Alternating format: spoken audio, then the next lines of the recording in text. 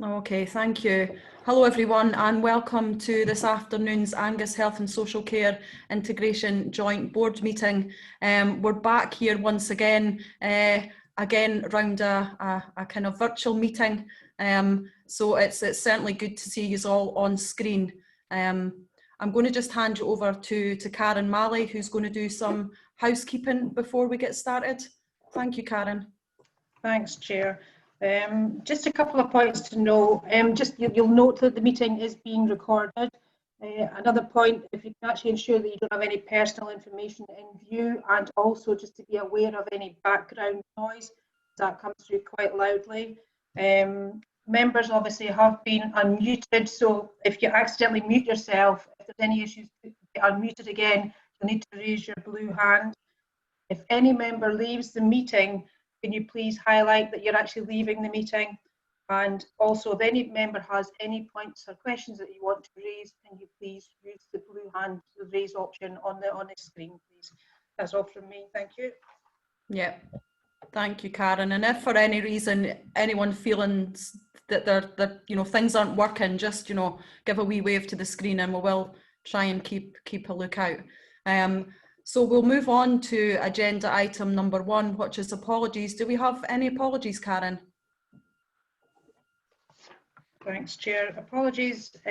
First of all, Graham Martin is actually going to be coming back into the meeting later on. He's got a prior appointment, so he might be coming in about 3 o'clock.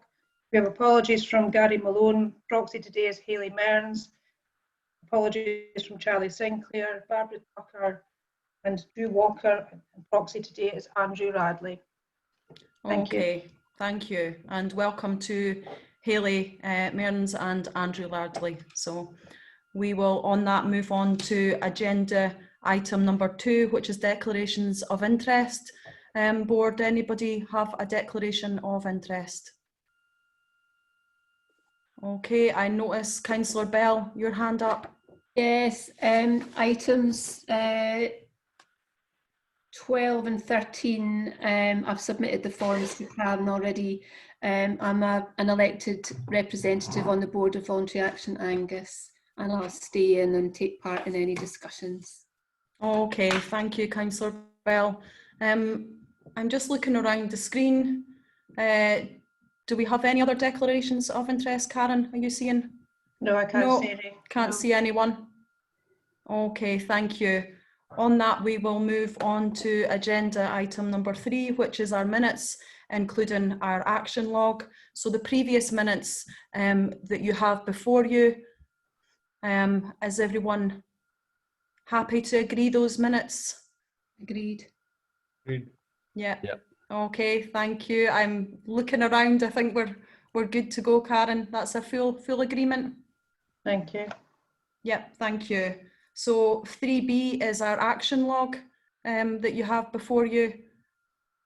Do we have any comments or questions on the action log?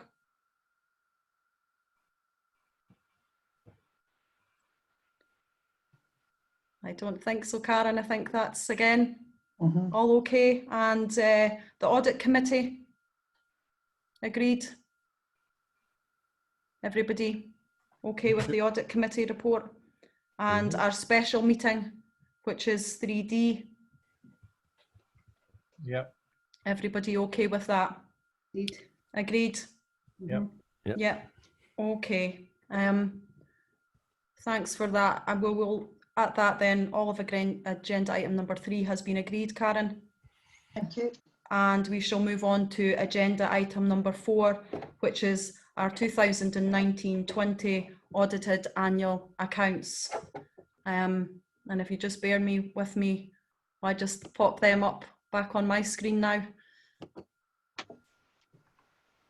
Chair, those papers aren't included in the afternoon's papers. Okay. Do you want me to just give a brief update? If you could, thank you, Sandy, that would be great. Thank you. No problem. Okay. As a number of you will know, we had an audit committee this morning, just started at 12 o'clock, finished within the last half hour. Thank you for all those people who are participating in that audit committee meeting. The audit committee earlier on today considered our annual accounts. A draft version of those accounts had been to the June audit committee, Since June, the accounts have been reviewed by our external auditors, so we now have an audited set of accounts. The external auditors presented their annual external audit report, and that was, interesting. We had a good discussion about it, but it also confirmed that they felt our accounts were a true and fair reflection of the way the numbers should be, and our accounts were then duly approved by the audit committee today. So that's all been helpful. As I said, thank you to everybody who participated in the discussion earlier on. Thanks. Okay, thanks, Sandy. And as I was just saying to Julie when she came into the meeting at this, at the beginning before we got started, that I attended today's audit committee meeting, and I think it was just really, I guess, refreshing. There was a lot of conversation, a thorough kind of looking at all the agenda items, and I think lots of things pulled out of there, lots of positives, lots of good work's been done, but also recognising the challenges as well. So does anybody have anything that they wish to, any questions, Councillor Bell? More a comment actually, and thanks for those remarks, Chair. The external auditors were very positive about our annual accounts and all the work that has been done around all the audit activity, and I really just wanted to reflect in this meeting my thanks and the thanks of the audit committee to Sandy, the internal auditors and the external auditors and everyone involved in that. It's an enormous amount of work, and it's been carrying on regardless of what has been happening around the pandemic, and sometimes in spite of what's been happening, and it represents a huge amount of work, and I just really wanted to express my gratitude and confidence in that work to the IJB formally, and hope that can be recorded. Yep, thank you, Councillor Bell. I'm just going to have a look round to see you all. Is there anybody else that would like to make have a question or comment? No. Okay. Thank you, and thank you, Sandy, for that update. Thank you, Councillor Bell. Okay, on that, we will move on to agenda item number 5, which is our review of the integration scheme. You have that agenda item before you, board, and I shall hand you over to Gail Smith. Gail, would you like to talk to this report? Thank you, Chair. Yeah, the purpose of this report is to advise the board of the commencement of the review of the integration scheme. The majority of the board had the conversation at the last meeting where we were clear that we had to start the process of reviewing the integration scheme. At this stage, I'm going to invite David Thompson to give you a brief update, and then I'll bring you in Vivian Davidson as well, Chair. David, are you there? I can't see David thank you. on my screen. Are you there, David?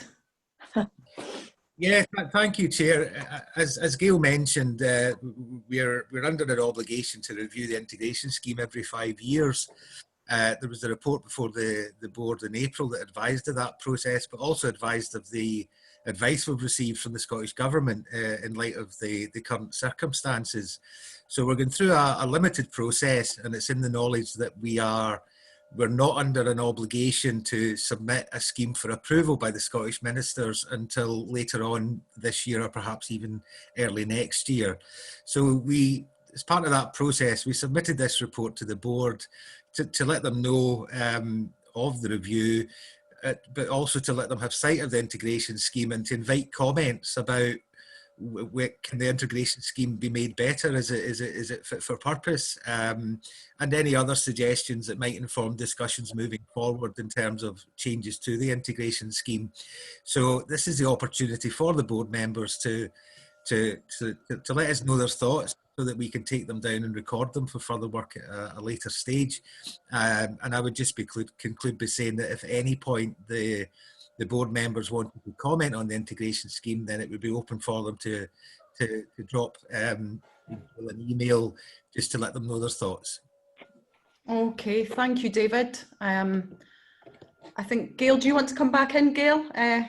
before? Just to confirm that there was an early meeting held on Monday with Bill Nicholl from NHS Tayside and the 3 chief officers and Christina Naismith from the Scottish Government.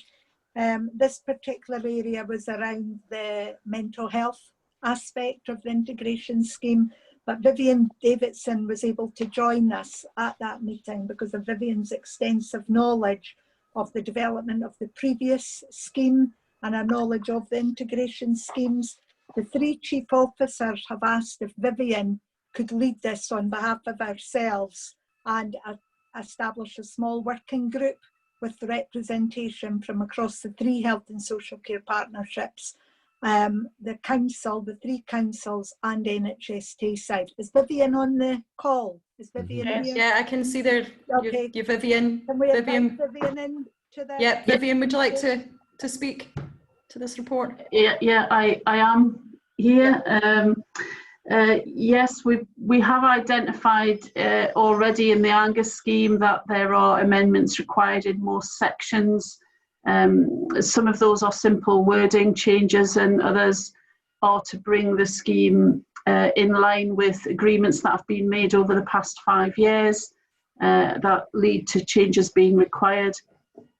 It looks like there are similar requirements needed in the Dundee and in the Perth and Kinross scheme, and the proposal is that we actually look at all 3 schemes together to have a consistent wording across all the 3 schemes that are in Tayside, which will be of benefit to NHS Tayside, but also to the 3 partnership in terms of our relationship for those services that we have lead operational responsibility for.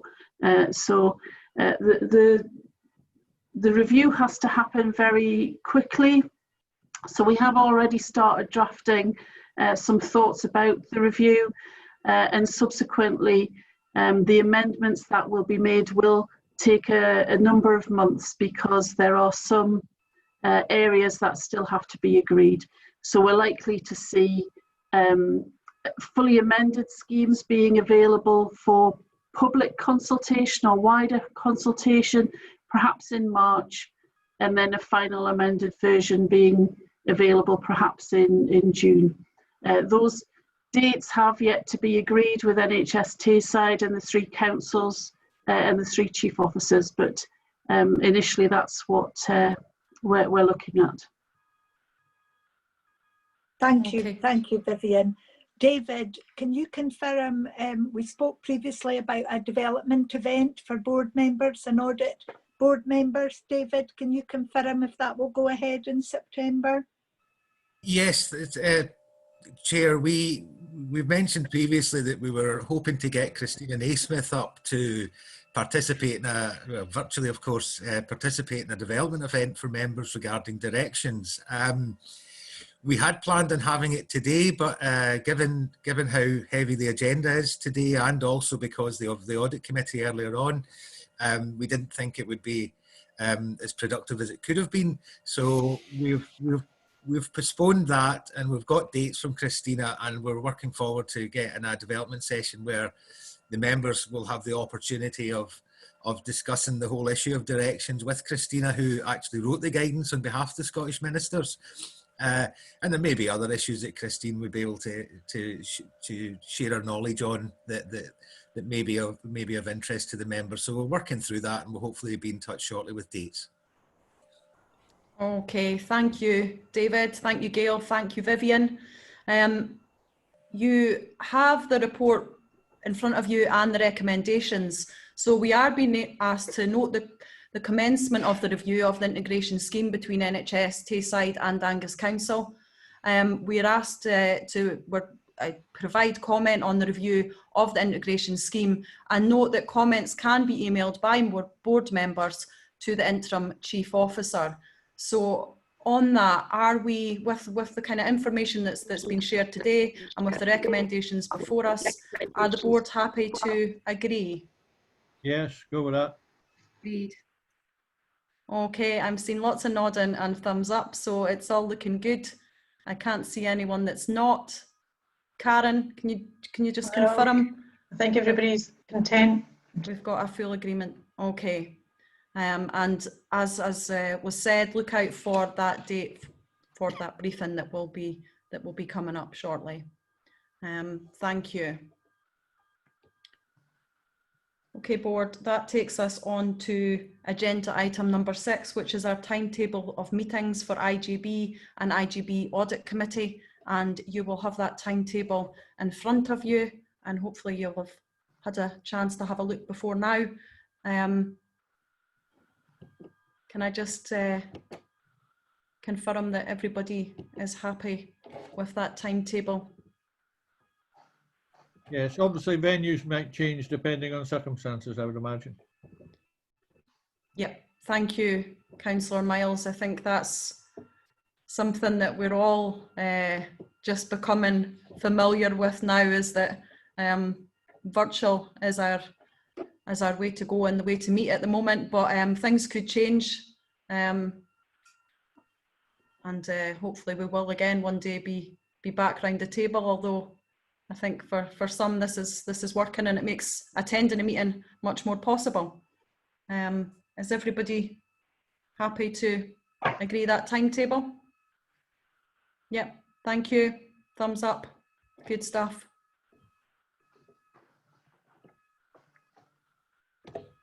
Thank you, board. That takes us on to agenda item number 7, which is our update on Tayside-wide mental health services.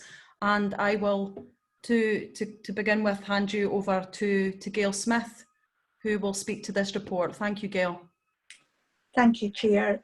This report provides the IJB with an update on progressing the Tayside response to Trust and Respect, the independent inquiry into mental health services, and the more recent Hist Report, the Health Improvement Scotland report of adult community mental health services.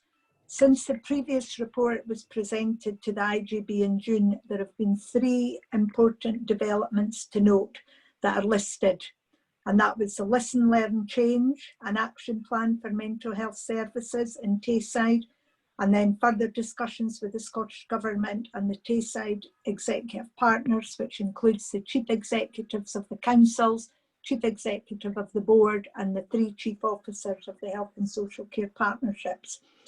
They also looked at the Hist review for the adult community mental health services that was published in July, as I said. I would like to bring in Bill Troop, who can give you the update on the current position and the paper and the progress that's been made since that time. Okay, thank you, Gail. Are you there, Bill? Yep, thank you, Gail. So if I just take these in order, Listen, Learn, Change, you will recall that Kate Bell, the Interim Mental Health Director, attended the last IJB. So I've attached that fairly lengthy document as an appendix to this report, and to say that we're making steady progress in progressing the mental health improvement programme across Tayside. And there's a lot of people in this call that are on various working groups. With regards to the formation of what is now the Tayside Mental Health Directorate, which are the services that are directly managed by NHS Tayside. So that now includes all the Tayside adult mental health inpatient services, including learning disabilities and the secure care services at Murray Royal. That will have minimal short-term impact on Angus Community Services, but I can keep people updated on that as the months pass. The final thing I want to cover is the Hist Report. So as Gail says, that was published at the end of July.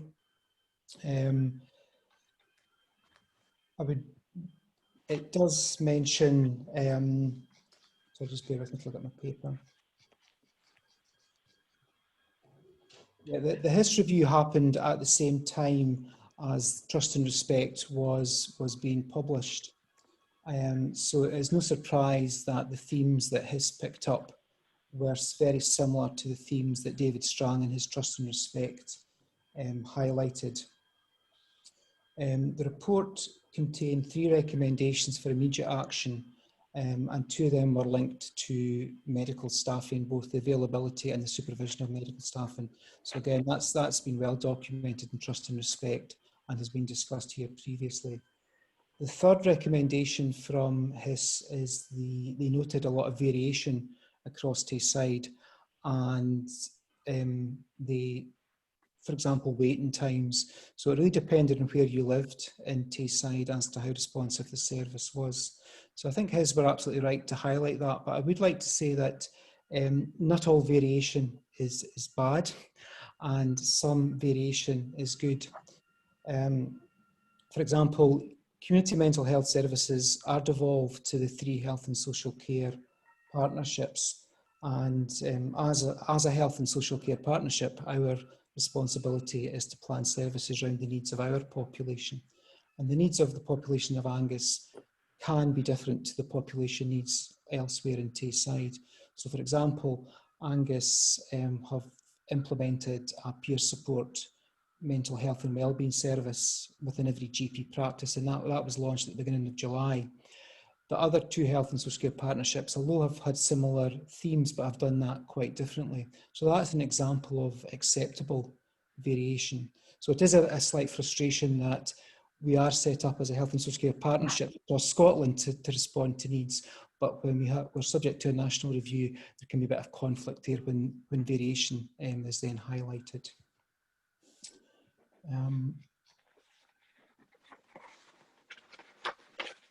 The findings from the Hist report, Hist do quite rightly issue a number of challenges that the Tayside mental health services need to improve upon.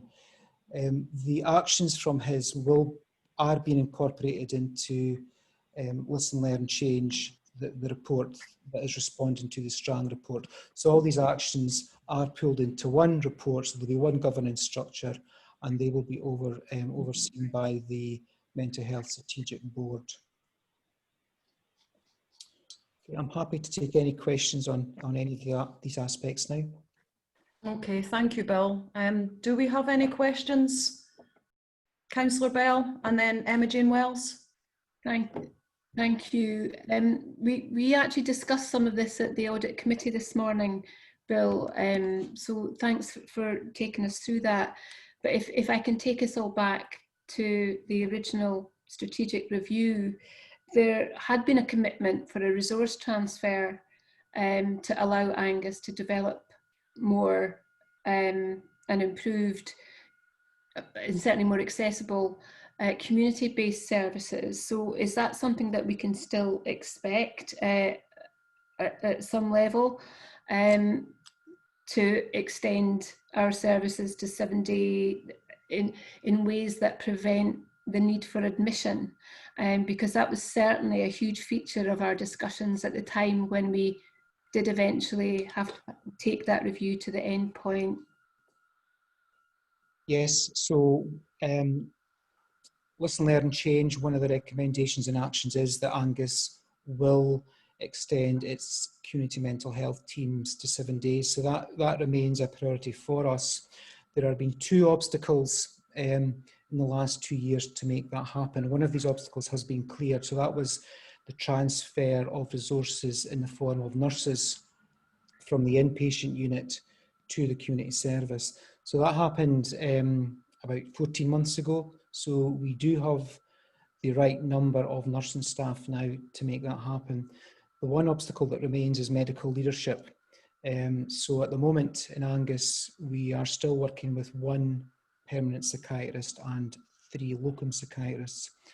In order to make this transition to 7-day working safe, it does need robust medical leadership. So since Dr. Roger Blake left last year, there's been no lead clinician, but I'm hoping to be able to make an announcement in the next few weeks of an appointment to the lead clinician.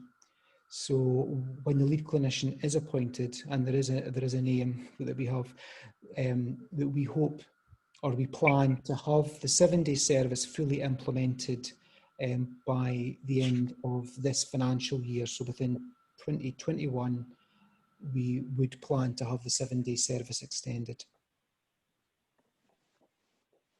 Okay, thank you, Bill. Does that answer everything, Councillor Bell? Yeah. Okay, and Emma Jane, I noticed that your hand was up too. Thank you. Very much, Chair. Just two comments really. The first one, I notice in the paper, one of the recommendations is that an update comes back in 6 months. And I just wondered, given the importance of this work, if we should see an update prior to that period.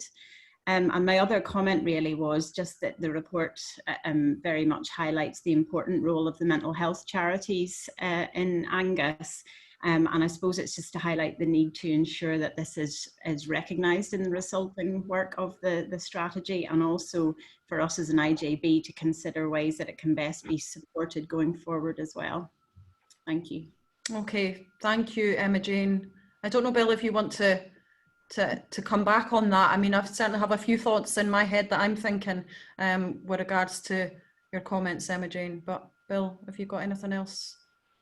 Yeah, I think the IJB asked for an update at every IJB, and that was previously agreed as a verbal update with a written update every 6 months. But if as an IJB you want that more often, I'm happy to accommodate that. The second point about third sector and charitable organisations, absolutely agree, and I'm very pleased that Health Improvement Scotland have highlighted the very positive impact of the third sector in mental health.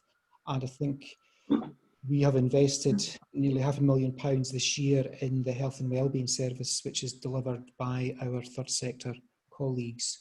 So it is absolutely essential that that's recognised as part of the whole system of mental health. And that has been a big change in the last 5 years, because we really need to ensure that our secondary care specialist mental health services target people who need specialist mental health care, and allow the other areas of work, peer support workers contribute a lot to people with mental health in distress. So it's ensuring that the right level is targeted at the right people. Thank you. I mean, I think what has certainly come through in discussions and previous board meetings over the last few months, and again this morning in the audit committee, is around the fact that this piece of work, this huge piece of work that's gone on, and our plans for the future have been based before COVID-19, and as we know, there will be an increase in demand on services. People are struggling. People's mental health and well-being is being impacted as we speak. So, Bill, how do you foresee what we have here being able to cope with that additional demand? And I think just to pick back up on Emma Jane, your request in terms of perhaps maybe a sooner report coming. I know that your time is precious, Bill, but I think it perhaps would be, given, I guess, just the crisis that we're ever in, and these difficult, challenging times. Yes. So in Angus, we have a mental health and wellbeing network, which comprises of all the partners, both statutory and third sector, from children's services right through to psychiatry of old age. So it covers the whole spectrum. We've been able to continue to meet virtually during the lockdown, and collectively we do recognise that there is already starting to be an increase in demand, and that will increase in the months, if not the years to come. So far, what we have seen is that we feel that we have the right types of services in Angus, but what we need to ensure is that they have the capacity to deal with an increase in volume. So we don't think we need to commission a different type of service. So we have been able to make a couple of grants to our third sector partners so that they can increase their capacity. And I'm in almost weekly conversations with third sector just to ensure that we're monitoring that and supporting that. And that includes our substance misuse service as well. So it's not just solely on the mental health services. Also, Scottish Government have given some direct funding to third sector organisations linked with mental health and substance misuse. So it's ensuring we're managing that and coordinating that and supporting partnership working both between third and secondary services, but also between different third sector services. Okay, thank you, Bill. Just looking round, I think Gail, did you have your hand up? Yeah. Yeah, okay, Can thanks, Gail. Bill, can I suggest at the next meeting we do a further written report, and if we could perhaps include more local information on health and wellbeing and the working group and the charitable organisations and the work we're doing locally, Bill? Yeah, I think that would be helpful because it does sound quite complex. So I'll certainly get that down on paper, and that might help people's understanding. Yeah, thank you. So I think that just agreed there, Gail, that we will have a report back in 3 months. 3 months' time, a written report would be helpful, Bill. But sorry, I noticed Andrew Jack. Did you have a hand going up? Yeah, I did have a hand up quite a while ago, the blue one. I noticed in the report there was virtual scoping sessions held to get service user requirements as part of the stakeholder group, which is good to hear, considering that they're key to this whole project. But I noticed on the communications and engagement stakeholder group, I can't see any service user representation on there. How is that covered by the delegates that are on that group? Can anybody explain it to me? Okay, Bill. Yeah, there's a significant number of service user groups involved and are represented on the new strategy board. So there are local groups, including Angus Voice, and so the Dundee and Perth service user groups are directly represented. In addition, there is the Mental Health Alliance, which is the group that supported David Strang in his report. So we comprise of service users and carers, so they've got direct representation on the board as well. And the group that I mentioned earlier, the Angus Mental Health Network, I think I did omit to say that there are service user and carer membership on that group. So the Angus Network has a voice on the board as well. So there are different ways of ensuring that there is service user and carer involvement. And again, we have different methods. So for example, I chair a Tayside group looking at the urgent and emergency care pathway. And one thing that we've done there is we're going to have a focus group with inpatients, because they're the actual people that are in the path right now. Mm-hmm. So we've got some expert service user groups assisting us to facilitate a forum with current inpatients. Yep. Okay, thanks, Bill. Thanks, Andrew. Does that answer everything? Yes, that's very reassuring. Thank you. Okay, thank you. I'm just looking round again. Elaine. Hayley's had her Elaine, hand. yeah. And Thanks. Sorry, Ailey, I'm not seeing you, but Elaine and then Ailey. Thanks. I think it's the HIS report, I think echoes some of the work that's been done in the listen, learn, change.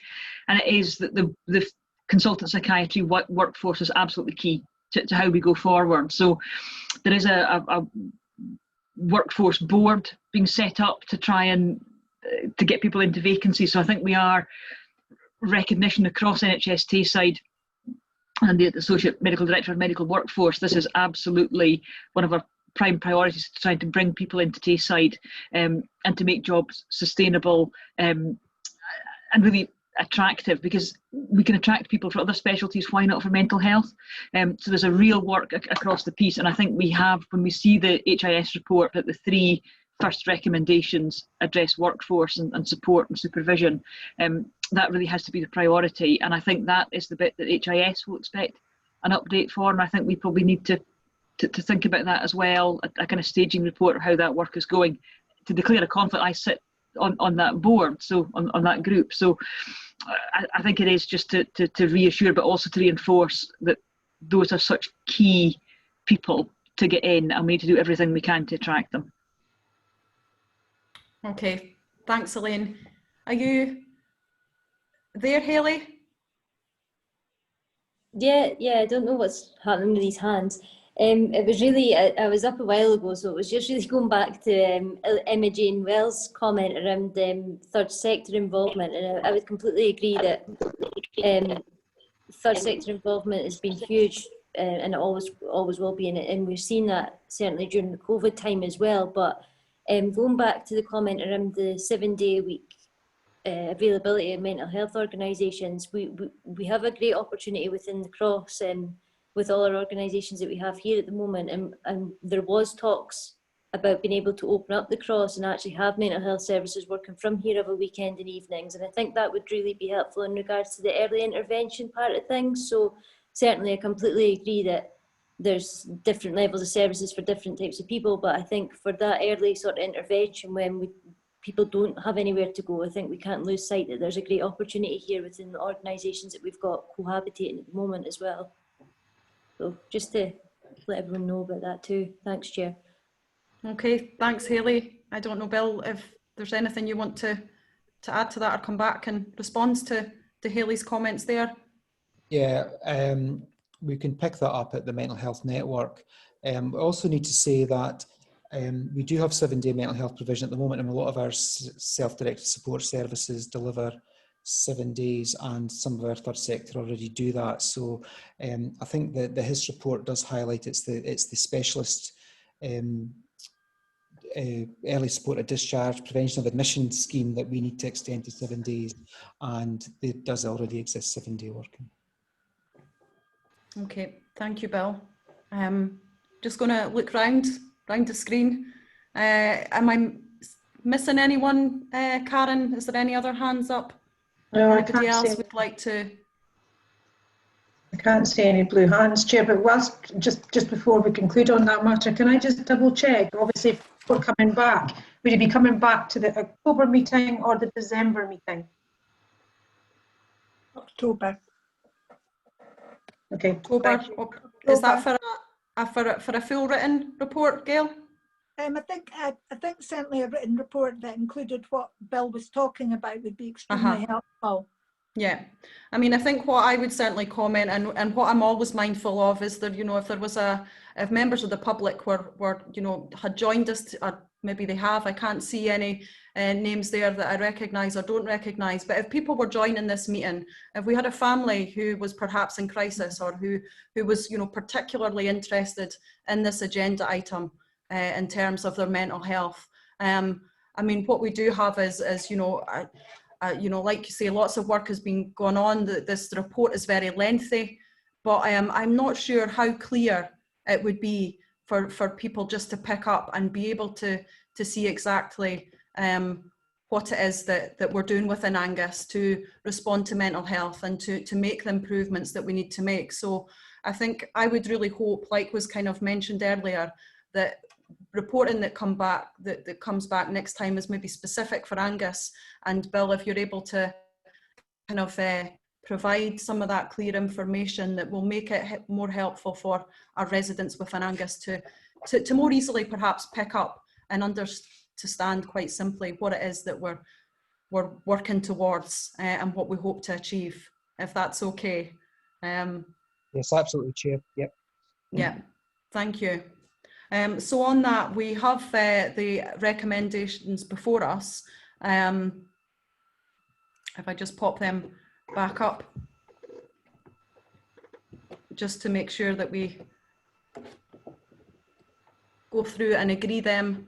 It is to note the content of this report and to request that the Chief Officer bring back an update. It says here 6 months, but we, as Gail and Bill have confirmed, that will be at our next meeting. Do we agree? Agreed. Agreed, thank you. Yeah. Thank you, lots of thumbs up and nods. We're all okay, Karen? Yeah. Yep, thank you.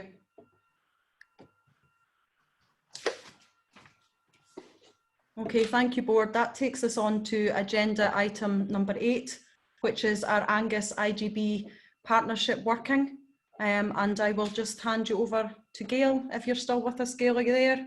Yes. You're there, thank you. I'll introduce the paper and hand over to Bill. This is a new paper, Chair, and I think it's to draw attention to board members that there are many working groups at the moment taking the forms of many collaborative working aspects, and include other agencies across Angus and indeed across Tayside. Many of these working groups have an operational focus, but others often have a governance role as well. So the status of the work for those that do not have a governance role, that do have a governance role, I think will be of interest to the IJB. So Bill Troop has pulled this paper together, and already I think elements and IJB reps have changed and are out of date. So it's going to be a fluid paper for people. Catherine Lindsay has asked me to point out that COG, which is a Chief Officers group, should also be included as a group. And I'll ask Bill to seek comments from others to see if there's any additional groups to be included there. I'll hand over to Bill to pull the paper together. Okay, thank you, Gail, and thanks again, Bill. Okay, this paper comes from a request from the Audit Committee that the IJB on an annual basis are given this, what is a snapshot of, as Gail says, the various groups that we have to interface with. So yes, it will go out of date very quickly given the how dynamic way that we are working. Hopefully the report is self-explanatory, and it does direct IJB members to websites or annual reports for more information. There'll be some of these groups that you will recognise do present to the IJB on occasions, such as the Adult Protection Committee. When their report is produced, the chair does come along and do a presentation. Last year, the Alcohol and Drug Partnership gave a presentation. So it is for the IJB, if they request a fuller presentation on any of the work of any of these groups, that can be requested. So as I say, hopefully it's self-explanatory, so happy to take any questions. Okay, thanks, Bill. Do we have any questions on this report for Bill? Councillor Bell? Thank you very much. Yeah, it is helpful, obviously, to see those in a template because it does actually show the amount of work that is going on. I sit on a couple of those, and I just wondered around broader elected member representation on any of those, if that would be appropriate. Is that going to be considered? So, for example, I think what really important committees like Adult and Child Protection don't have elected member representation on that. Is that appropriate, or could that be a possible development? I would be happy to be part of that conversation. I don't know how helpful it would be. I'm sure maybe Catherine has a view on that, but they're really, really important issues, and I just wondered if that would enhance or hinder what it is these groupings are trying to do. Okay, thanks, Councillor Bell. Either yourself, Bill, or as Julie said, Catherine, are you able to come in and comment on that with regards to elected member representation? Yeah, I can do that. That wouldn't be a decision for the IJB to make, yeah, nor for myself specifically, but it's not ordinary practice to have elected members or board members, for that matter, attending the Protecting People committees. I also had my hand up just as a point of clarification that I don't sit on the Community Justice Partnership at all, and I don't represent the IJB on the Child Protection Committee. I sit there as the Chief Social Work Officer for Angus Council. So it was just a point of clarification really in relation to the paper. But I think the paper is very helpful. It does lay out the strategic partnerships around either community planning arrangements, including things like the Community Planning Partnership, the Community Justice Partnership, for example, and the Protecting People committees, which are multi-agency in nature, also are well represented by Health and Social Care Partnership management team members. Okay, thanks for that, Catherine, and the points that you make are well noted there in terms of the decision making as to who sits on those committees. Sorry, George, I noticed that your hand was up. Yeah, it was just to say that I represent the partnership on the Child Protection Committee, and I'm Vice Chair of the Adult Protection Committee. Catherine's right. There are discussions sometimes in the committees about new members.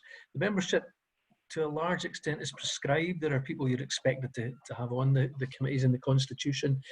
But I think, and Catherine's right, it would be unusual to have elected members, and that doesn't necessarily mean it would be a bad thing.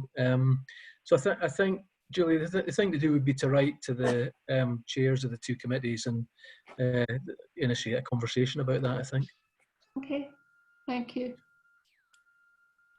Okay, thank you. Is there anyone else? I'll just have a quick scoot round. Hugh, I notice your hand up there. Thank you. Thanks, Chair. Just in response to Julie, I mean, if there's going to be representatives of the IJB and any of these committees, it wouldn't necessarily be elected members. It could be non-executive members from NHS Tayside representing the board. But there's one group that I think we should be represented on at a voting member level, and that's the Community Planning Partnership. And I'm surprised that we're not there. Certainly when I was chair of the IJB, I was on the Community Planning Partnership. Has that changed in any way? But I think that's so important, a partnership, and the IJB plays such a significant part. I think maybe the chair of the IJB should be on that partnership. I am. Yeah. I am. Sorry, yeah, I am. Right. Yeah, good. I am. Just the paper indicates that you're not. No, I am. Right. So, yeah. I can vouch for that, Chair. Maybe not for much longer, but I am at the minute. Does anyone else have any other comments or questions to add? Yeah, Catherine? I just want to come back in just to reiterate that, you know, members who are members of the IJB itself, but also members of the board and councillors of Angus Council will be able to scrutinise the workings of all the Protecting People committees, because they're reported through individual organisational structures and also reported to the IJB in their own right. And so there's the scrutiny function which members would exercise can be adequately exercised in those fora. And the discussion, I guess, that Councillor Bell is referring to is whether or not there's added value in becoming more involved in operational strategic partnerships and the different accountability that would bring to the members of those groups should probably be considered. Okay, thank you, Catherine. Just to flag up, I'm having issues with my screen. I've now got, I think when you flick between different pages, it starts to ghost. So some of you are in, I've got double vision and all sorts of things going on here. But just to pick back up on that, I think it's really important, again, for anyone that was tuning in and listening today, in terms of us as a board and that kind of strategic governance and our roles within that, but also as Catherine you touched on there in terms of operational and how the two merge, and how, you know, for anyone listening, we can sit around talking and we can meet and we can write reports, but we also have to scrutinise and ensure that actually what we say that we're doing and trying to deliver actually meets that service user experience, and especially for those that do need our support and protection. So I think here, although it's a very short and simple report and that we are being asked to note, I think it does clearly set out just those different committees that we have in terms of the protecting vulnerable. So are we happy on that to agree the content? Yep. Chair, Councillor Miles has got his blue hand up. Oh, sorry, I did not see your blue hand, Councillor Miles. Yeah, my apologies. It's all right. On elected member involvement, I think we have enough involvement in the various groups without adding more to that. But on the back of partnership working, all we have is the recent outbreak at Cooper Angus to see how partnership working has played a huge part in getting on top of this outbreak and outbreak management. And it has been recognised by the Scottish Government how well Tayside has handled the whole outbreak. And that is not solely due, but largely due to the very coordinated partnership working there is within Tayside with all the various groups and involvement we have. And Angus Council played its quite a significant part, and so has the IJB. So it was just to recognise this is an example of how well it's happened. Thank you. Yeah, and I think, you know, it's a statement that's been said before, Councillor Miles, but I think, you know, protecting is kind of all our responsibilities. So I think what's important at a meeting is not so much, you know, who's round the table, but what they have to bring.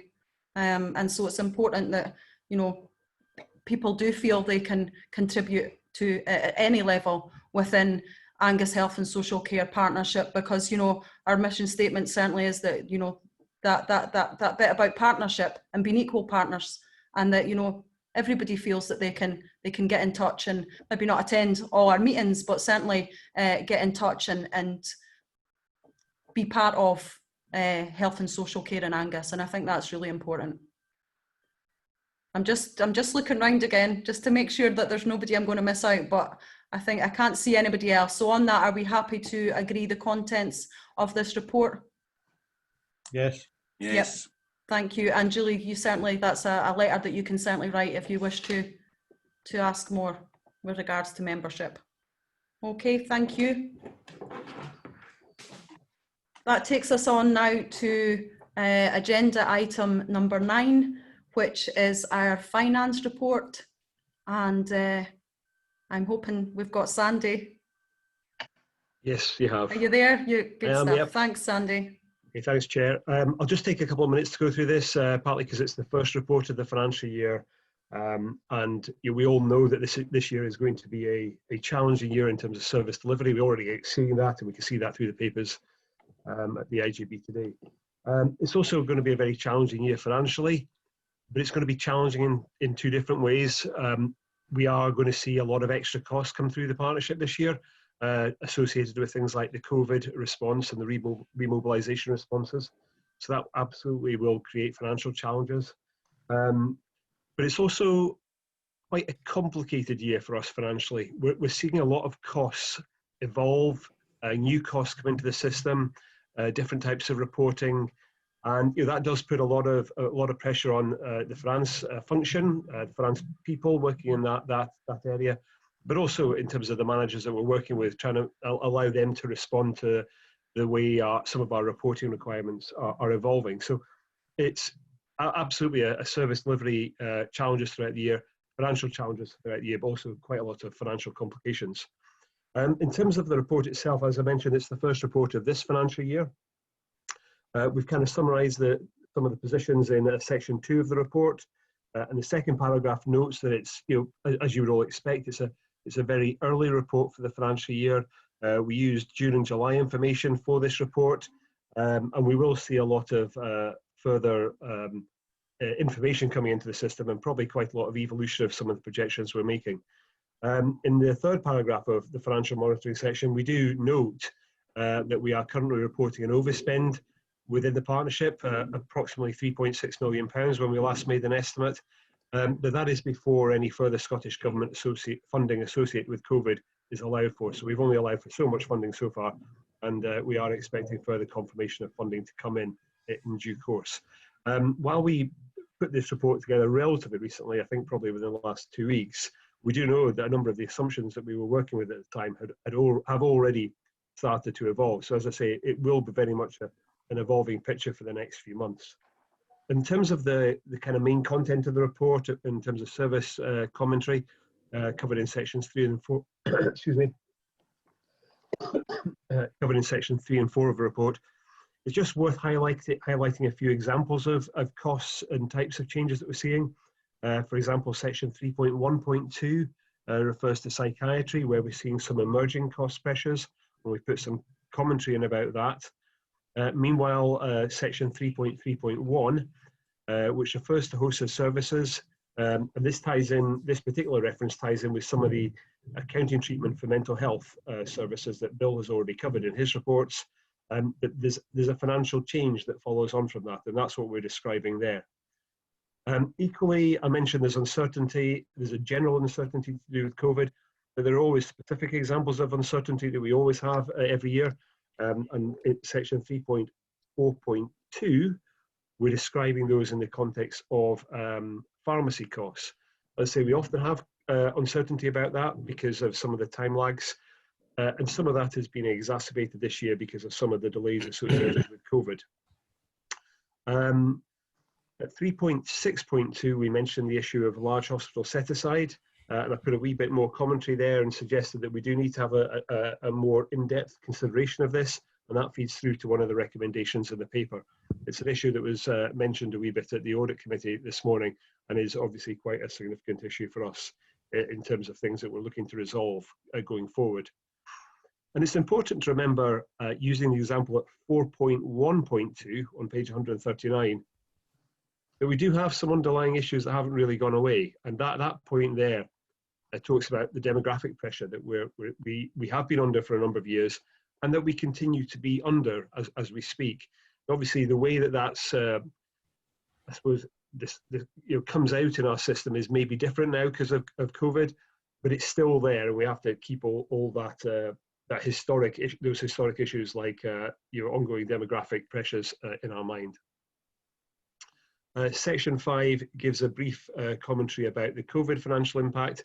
There's more commentary in the separate COVID report further on.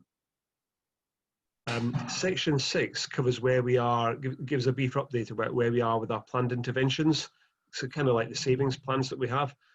These were subject of a good deal of debate in January when we had a development session. They were then captured in our strategic financial plan in April, when we knew the world was starting to move around us. Now we know, we've put some commentary there about how things are progressing. We know there'll be some understandable delay. Some items may also need to be reviewed in a bit more detail. But one of the things that we do kind of recognise is that we probably are going to struggle in terms of the capacity to both continue to support the COVID remobilisation responses required, but also pick up the delivery of our planned interventions. And the paragraph at the end of page 140, at the end of that section 6, does describe a proposal to set aside some of our strategic planning reserves to increase our project management and programme management support for projects, including the type of projects listed in the table. And again, that feeds through to a recommendation in the report. But again, it's actually something that was mentioned in the Audit Committee today about our ability and our capacity to manage all the changes that we're trying to put through. Further on in the report, I think it's important that we highlight in section 7, the second table in section 7, where we're listing a number of long-standing governance issues. Again, it's perhaps worth flagging that up again on the back of the Audit Committee this morning, because the Audit Committee, while it approved the annual accounts, does recognise that there's some long-standing governance issues, and they're flagged up in this report here, and we hope to keep the board suitably briefed about that, and obviously these issues will be monitored through the Audit Committee. But as I say, we hope to keep the board briefed on that. Yeah, that's the main points I wanted to flag up. It is a year of a great deal of uncertainty. I couldn't be sure how things are going to pan out on a number of fronts, and obviously we'll do our best to keep everybody informed as we go through the year. Happy to take any questions. Okay, thank you, Sandy. Do we have any questions or comments for Sandy? Councillor Miles, Councillor Bell and Hugh. Okay, so just in that order, Councillor Miles, if you want to go first. Yes, Sandy, thank you very much for that report. And I noticed on page 139 you highlighted the overspend that COVID has created, and sincerely hope Scottish Government will pick up this overspend, because if they expect us to pick it out of our reserves, there'll be an unfairness there, because there's many other IJBs and boards that don't have these reserves, and they will be picked up by national government. So and it would be wrong to utilise these reserves to let's say, stopgap the overspend that we have there. So hopefully that will happen. The other thing I'd like to comment on is on the capital spend. There's no special section on capital spend, but I'm interested to know how we're progressing with some of the capital spend projects we do have on board.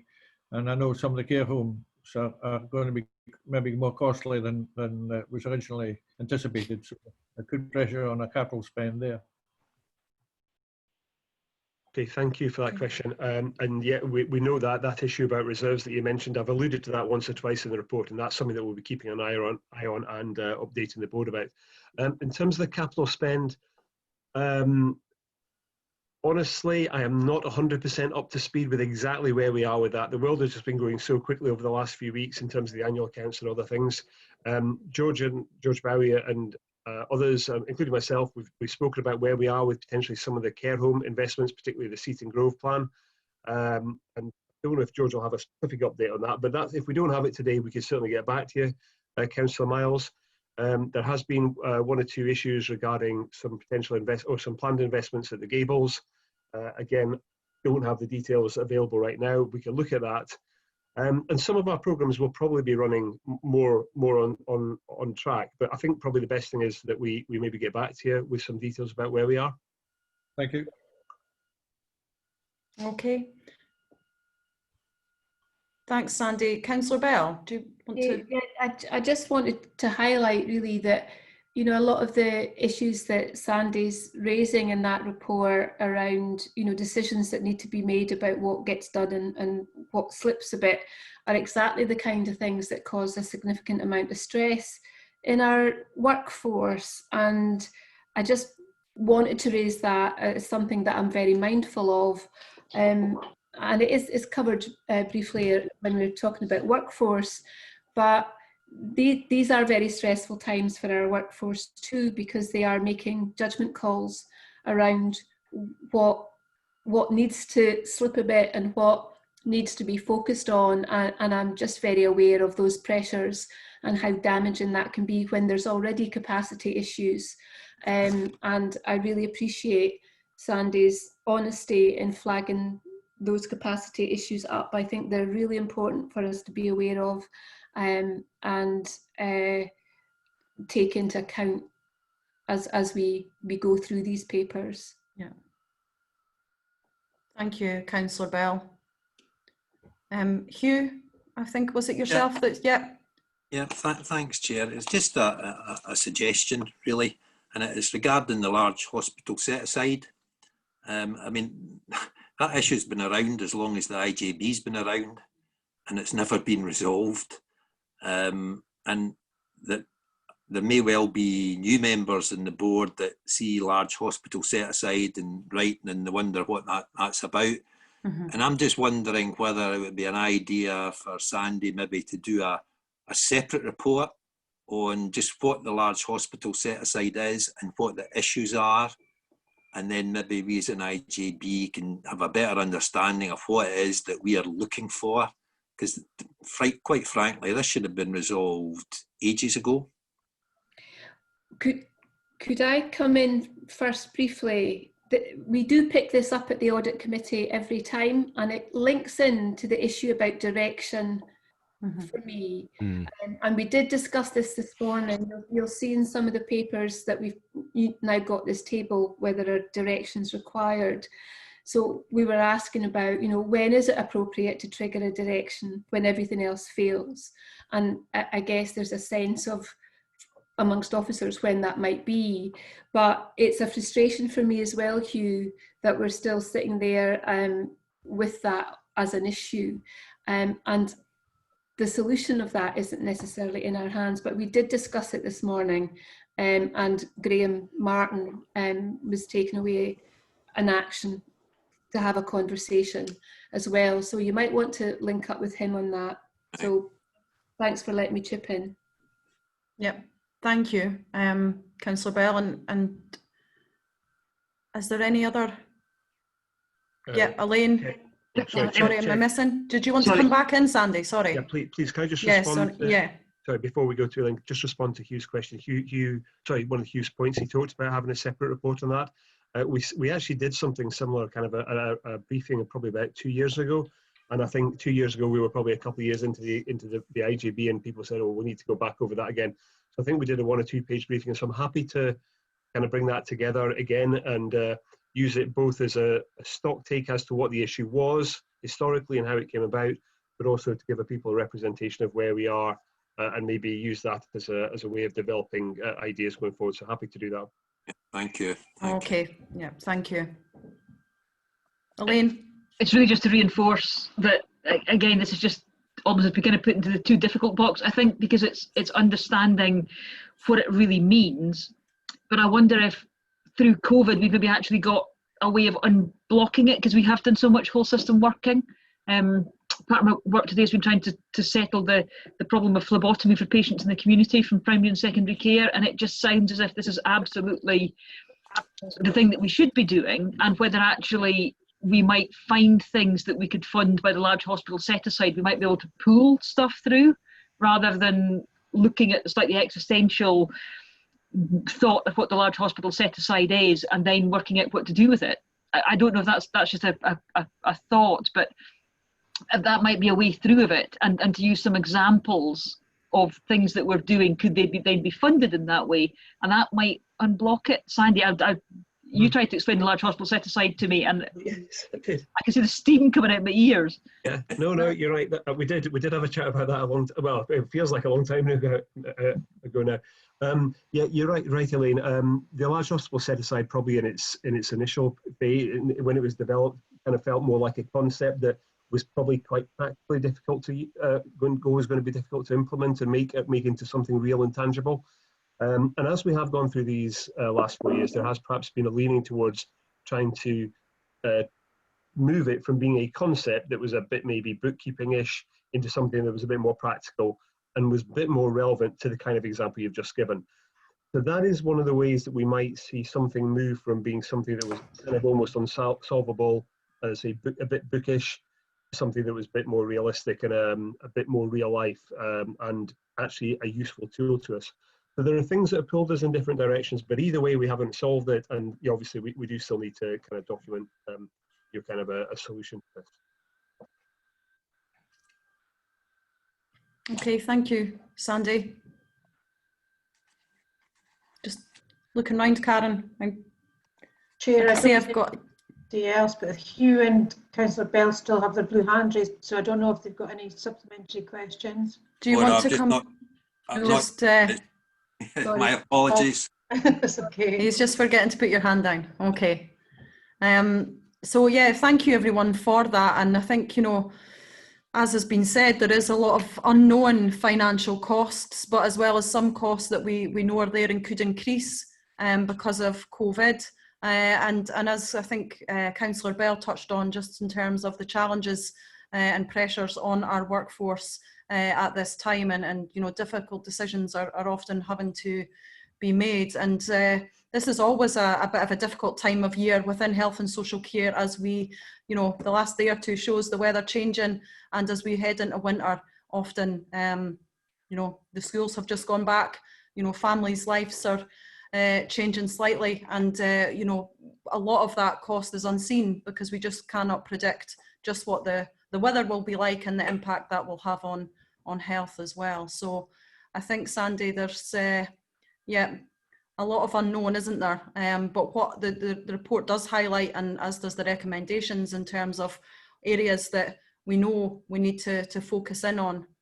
So it would be helpful if you could do that separate reporting on the large hospital set aside. And I think as I'll just now go through those recommendations, I know that it's in there with regards to the reserves, and it was highlighted in our discussions there and earlier on this morning with regards to our reserves, which Angus can take, give themselves some credit that, financially those reserves are there. But I guess because we're unsure as to where additional funding will come to cover the gaps, whether that is something that is going to end up coming at a cost, if you like. So our recommendations board are that we note the overall projected financial position of Angus IJB for 2020-21. 1.2, regarding hospital set aside, note the need for a more considered review of this component of the settlement as part of the overall review of the settlement with NHS Tayside. 1.3, note the progress with the strategic financial plans, planned interventions. 1.4, notes the risks documented in the financial risk assessment and specifically notes the range of outstanding governance actions. And 1.5, notes the upgrade regarding reserves set out in Appendix 3, including supporting the earmarking of 0.5 million of reserves to assist fund programme management and project support capacity. So on those recommendations and based on the agreement that Sandy will bring back a separate report on the large hospital set aside, are we happy to agree those recommendations, board? Good stuff, thank you. Good stuff, we're all okay, Karen? Yeah, Chair, just to confirm, Graham Martin's just joined the meeting. Okay, thank you. Welcome, Graham. Are you hearing us okay? He's on mute. You're on mute, Graham. I can hear you, sorry. That's okay, Graham. I just wanted to check that just to make sure that you can hear us and we can hear you. Okay.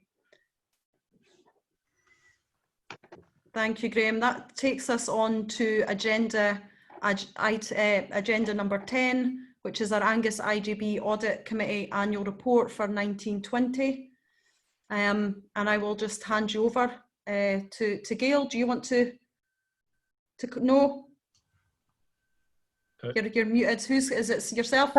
Sandy, you're going to come in. I wasn't sure if I was going to you first, Gail, but Sandy. Yeah, yes, thanks, Chair. I'll pick it up, but also let Julie comment in a second.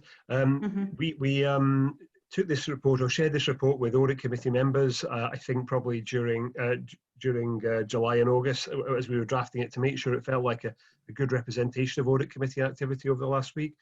We also looked at it this morning in our audit committee. It's intended for the board to be a report that describes what the audit committee has done during the year. In terms of delivering its remit. It shows the breadth of activity that we've undertaken. We have only met, we didn't manage to meet at all our meetings in the last cycle, partly to do with COVID in April, but we have met virtually in June and August, and I think we have managed to successfully get through our activity. So it's intended to be a representation of where we are. Obviously happy to ask any questions, but I think it maybe be helpful if Julie, as chair of that group, would maybe like to, if she can maybe make a comment. She might also want to reference the fact we've got a vacancy on the audit committee right now. I'm not sure. Okay, thanks, Sandy. Yes, as Sandy said, we've got one place to fill. So if anyone would like to volunteer for that, we'd love to have you, and we'd certainly like someone in place in advance of our next meeting in December. But I wanted to thank Sandy and his team and all the auditors, internal and external, for the work around all of what we do in the audit committee. Gillian Woolman, our external auditor, gave a very positive few comments that you'll have heard, Chair, during this morning's committee. Very, very positive feedback on the depth and the breadth of the work that we do, and you know how much of it we've has been able to be done, while recognising that everyone needs to be flexible at the time. And really just hugely grateful to Sandy and his team for everything that he does to support that committee. And over to you guys. Yeah, thank you, Julie. And I would just echo and like you say, just can confirm just the positive feedback that was given today during that audit committee, which was pleasing and does, you know, has shown Angus in a good light in terms of the work that's been done. So thanks, my thanks to you, Sandy, and your team as well. I can now say team because you do have a bit of support there now. But have we got any kind of comments or questions around the table? I mean, what I would say is that I'm disappointed my screen didn't go berserk there with people putting their hand up to join. I was hoping to see some double vision there that I'd seen earlier, but not to be. Julie, you did try. I did try, and I'm sure we'll get somebody wonderful to join us. It's actually a good committee. I love the engagement. People ask questions. People are interested and engaged in it. So it's very welcoming. Okay, thank you, Julie. George, do you want to come in?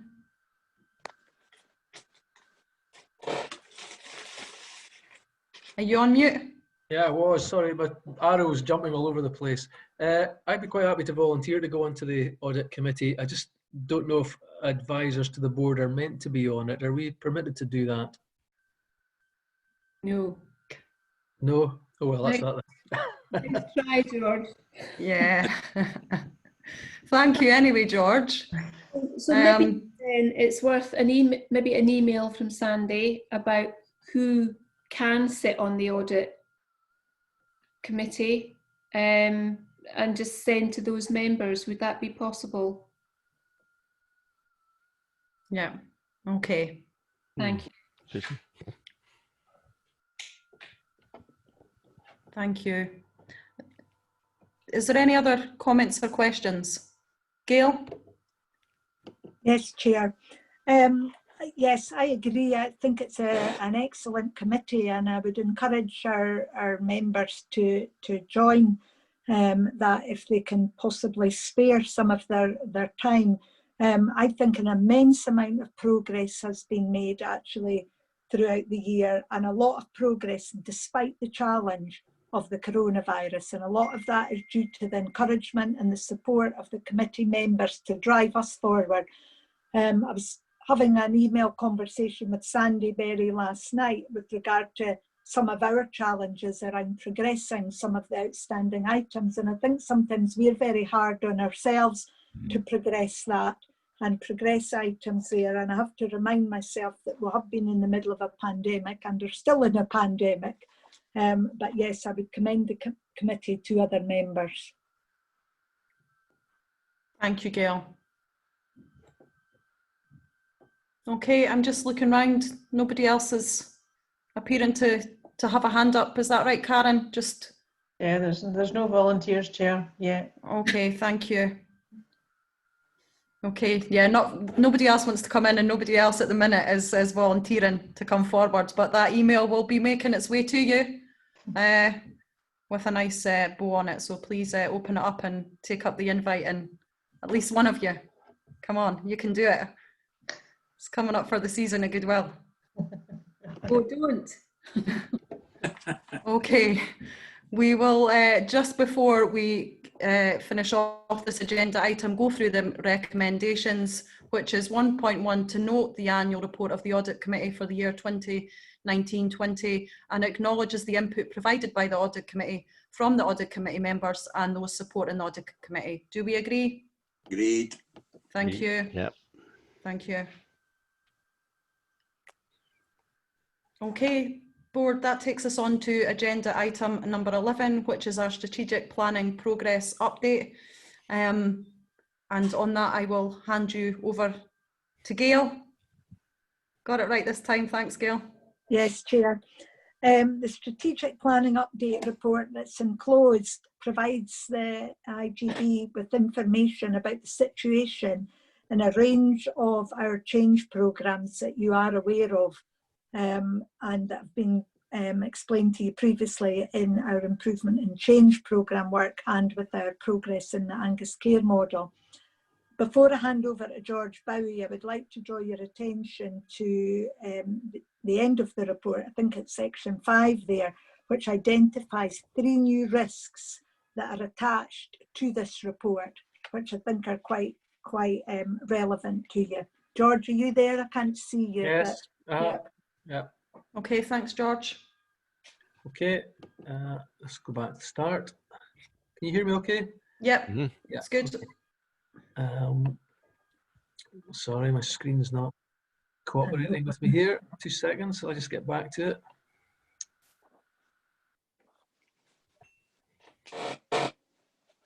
Sorry, folks, I'm having a wee bit of trouble with this.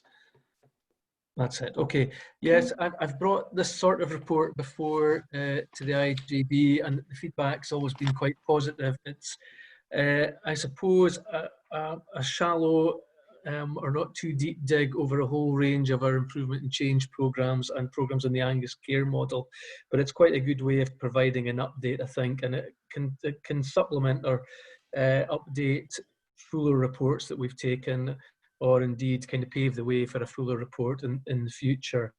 And you'll see references to other reports to come in the report. Two things about it, I think, just to set some context. Obviously, we've been really heavily impacted upon by the pandemic, and I would say that progress against kind of planned timescales and a lot of the work's been delayed by about 4 or 5 months, just because of the demands on officer time and the redeployment of staff to manage COVID. And the other issue in there that it's been, we've lost planning staff who, and everybody aware of the retirement of the programme manager. That's set back some of our plans timescale wise as well. When I was writing this report, we were beginning to come out of the worst effects. We've since had a lot of, or a number of, local outbreaks. I suspect that's going to be the pattern, and that's quite disruptive to our work, in that, you know, I can speak for myself in the last couple of weeks having to immediately again devote a lot of time to the pandemic work, and other things therefore slip off the end of the table. But we're just going to have to be as adaptable as we can be, because I think that's how the pattern of work is going to be for the next while.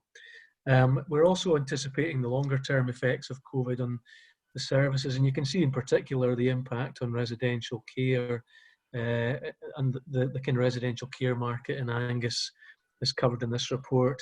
We don't really know how that's going to work. There's a big reduction in the use of residential care just now.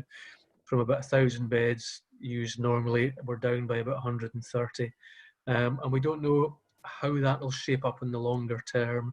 There are some risks in there for the sustainability of some providers if it continues at that level.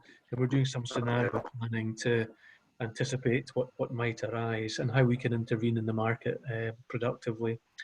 So the residential care home review, it's been mentioned earlier on. COVID's impacted on that quite considerably. Building costs have all gone up, and because of social distancing and different ways of working, we're told that the length of time it will take to do the refurbishment work there will slip, and likewise the work on the mental health unit. We're working on that, the costings for the bed model there at the moment, and that's nearing conclusion. We had hoped to drive some internal efficiencies into the way that we delivered the in-house care homes. Again, that's the timescale for that has slipped because of COVID. Provision of nursing and care homes, that's progressed to an options appraisal. And it would be fair to say we thought that some nurses are not being as efficiently deployed across the sector as we would like them to be.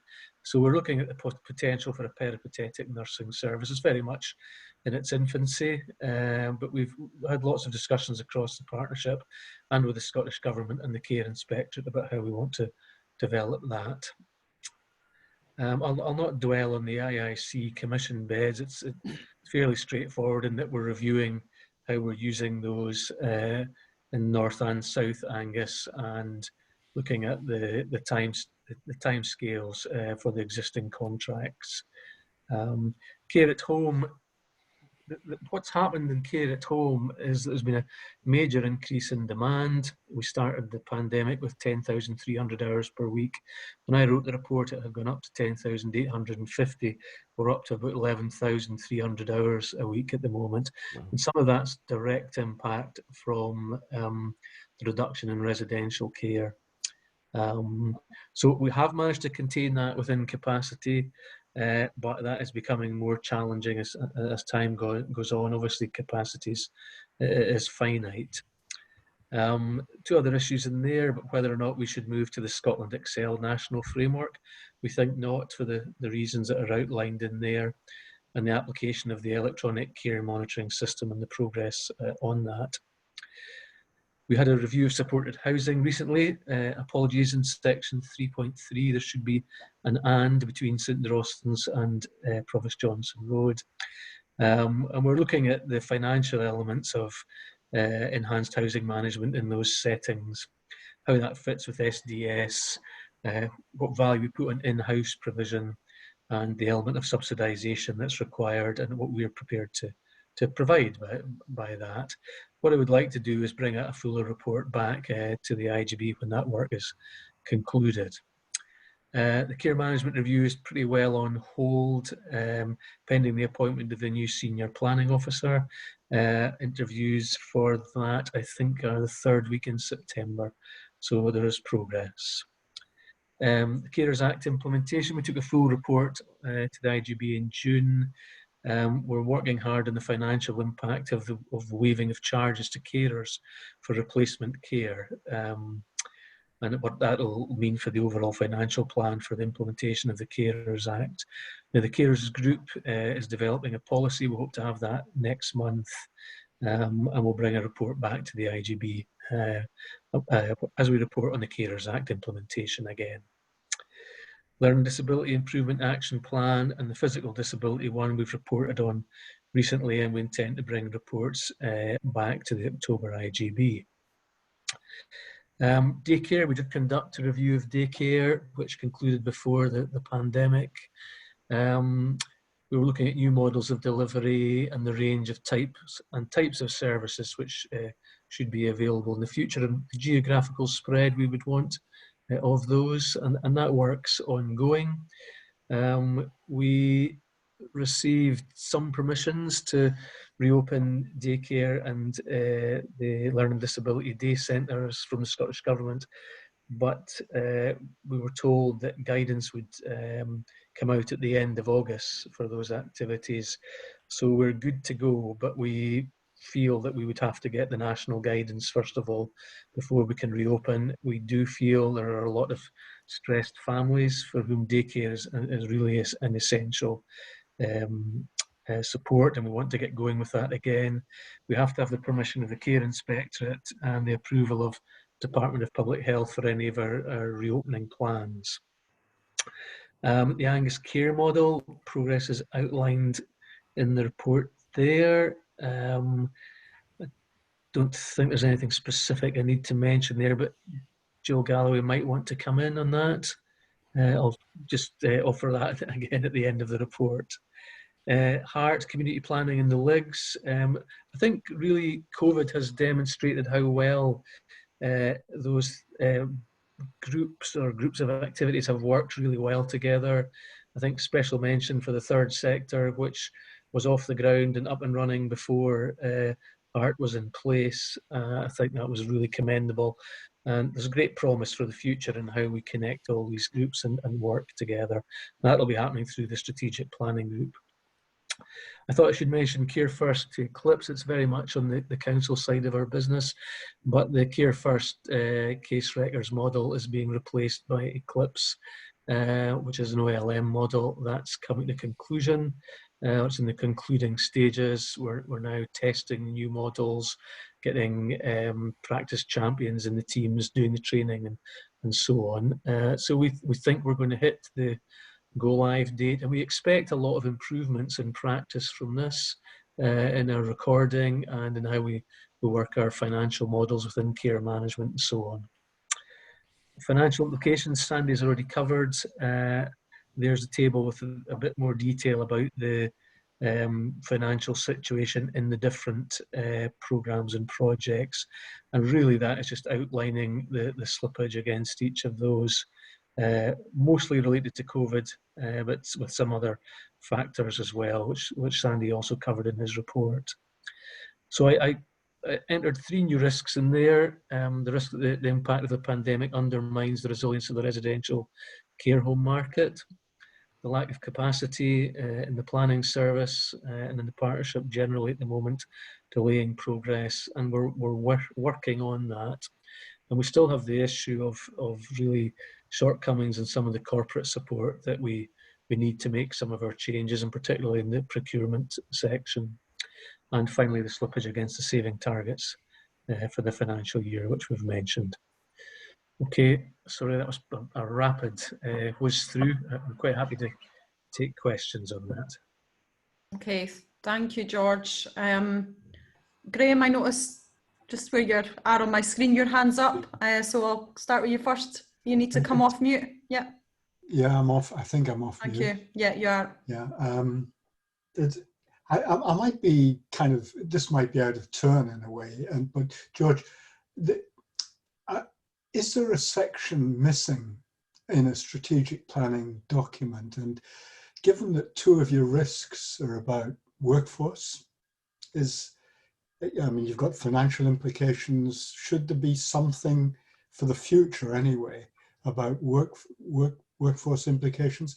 I say that because, you know, I chair staff governance or co-chair staff governance in the board, health board, and there was some comments made last week at the staff governance committee about the lack of integration, the lack of knowledge of what goes on in the IJBs in workforce. So there's, I'm not, maybe the workforce implications come in other parts of, you know, in other reports, but it seems to me to be in a strategic planning document that workforce implications are really quite important. Yeah, Graham, I'm feeling slightly guilty because I think you raised this issue with me once before and I haven't included it, and I should have. We do submit a separate report, which Bill usually does, because Bill's the workforce lead. But I think it's a fair point, because that report is a bit of a curate's egg anyway, and it would be no harm in kind of summarising the key workforce implications, and I will add that in. One thing I would highlight, which has been an interesting effect of COVID, is that I'm told that there are no recruitment issues or problems just now in care at home or residential care. The economy has taken such a nosedive that we're having no problems recruiting people into the care sector. So that's been a gain for us in pretty bad circumstances. That's one thing that springs to mind. And I was very struck by Councillor Bell's comments earlier on about the impact on morale. I think that is a real big issue for us.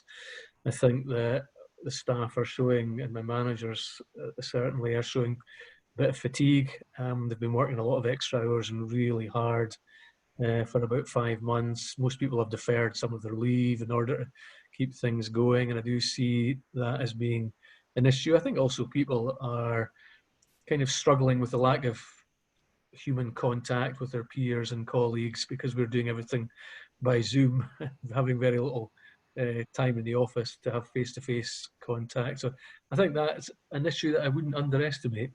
So anyway, quite happy, Graham, to in future put in a workforce section, and I'll amend the layout of the report so I definitely remember to do it. Okay, but it's just a general point about, also the general point is about the relations between the board and the IJBs in specific committees. I think there was a feeling that the IJBs weren't really represented enough, and the workforce implications weren't represented enough in the staff governance committee. Is it? Okay. Okay, thanks, Graham. Thanks, George. I'm just kind of looking round. I know that we do our next agenda item. I think Bill will be up again to take us through the workforce plan. But happy to have more comments or questions for George on that, if there's anything. Chair, my hand's up. Oh, sorry, Hugh. You're the double vision on my screen at the minute, so you're frozen. On you go. Right.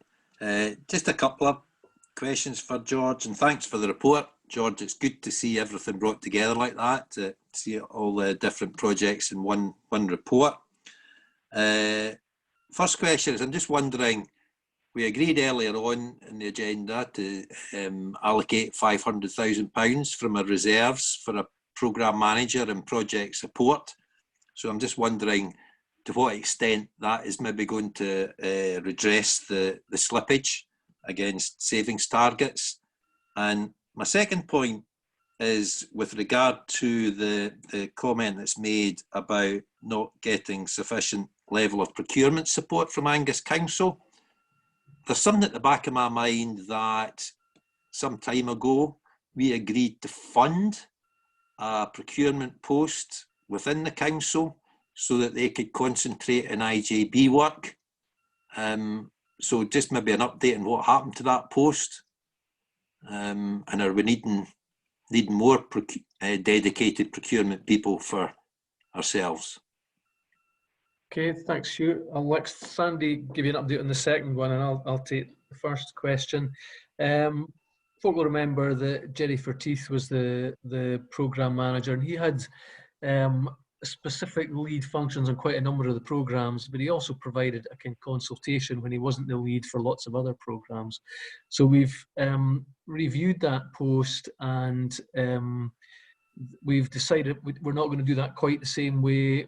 So one of the posts that I mentioned has been recruited to is going into the improvement and development team. So that, in a sense, she was just taken care of. That's budgeted for, and that's off to one side. But we're still feeling with the amount of change work we have going on that in itself won't be enough. So we're looking at another couple of posts. We haven't quite figured out exactly how they need to look, and we've asked the leaders in the improvement and development team to do a bit of work on that for us to see what additional support we need. And we have had to take some resource out of the planning team in order to manage some of the COVID issues, unfortunately. So it's making up the ground for that and a bit more on top of that. We're still working out the exact details. So. Okay. Okay, thanks. And the second point? Yeah, Chair, can I come in there? Yes, so Hugh, you're right. We did actually set money aside. It was probably about 2 years ago, and we set funding aside for a temporary resource for 1 year to work inside the procurement department. That money was passed over to the procurement department. They did struggle to deploy it effectively, and as my understanding is, even as recently as perhaps this March, they hadn't managed to properly commit all that funding to bringing in extra hours. So they absolutely struggled in terms of deployment, basically recruiting somebody on a temporary basis. The procurement function itself has struggled with a number of issues like staff turnover, staff being on secondment, competing priorities, and more recently has absolutely been in the eye of the storm regarding a lot of the paperwork that was required to be dealt with for the COVID response and supporting the independent sector. So a lot of activity is channeled through the procurement team. But we have done our best to flag up our concerns about procurement, and that's why George is highlighting it again here. It is a critical support mechanism for the partnership. We have £40 to £45 million of activity procured on an annual basis in social care alone, in adult services. So we are still doing our best to keep on highlighting that issue to Angus Council to try and make sure we've got as robust and comprehensive support as we can. Okay, thanks, Andy. Okay. Thank you, Sandy. Hugh, are you anything else to follow up, or are you happy with those answers back? Well, I'm happy with George's response, but I'm disappointed that we're not getting a level of support from Angus Council and procurement. But I understand their staffing difficulties. But I just hope that the IJB work's not sort of bottom of the table, bottom of their priority list. Yeah, I would agree, Hugh. That's certainly not what none of us round this table would want. I don't know, Gail, if George, do you want to come back in there? We do have an agreed prioritisation programme with the procurement section. I don't feel that they're deprioritising our work. I just think their overall resource isn't enough to cope with the amount of work they're having to deal with. And that's, as Sandy says, the burden of that has really increased with the financial support to the care sector as a result of COVID.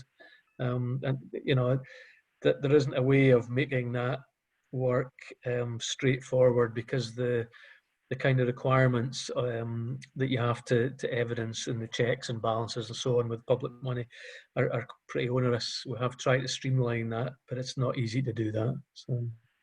Okay, thank you. Thank you. I'm just looking round, Gail. I noticed your hand's gone up, and then Councillor Miles. Sorry, Yep, Chair. Gail. My hand's gone. Am I on mute? Oh, my hand's gone up, Chair. I wanted to make an agenda change and bring item 13 before item 12, because we've just got a message that the incident management team has been stepped up for the COVID pandemic.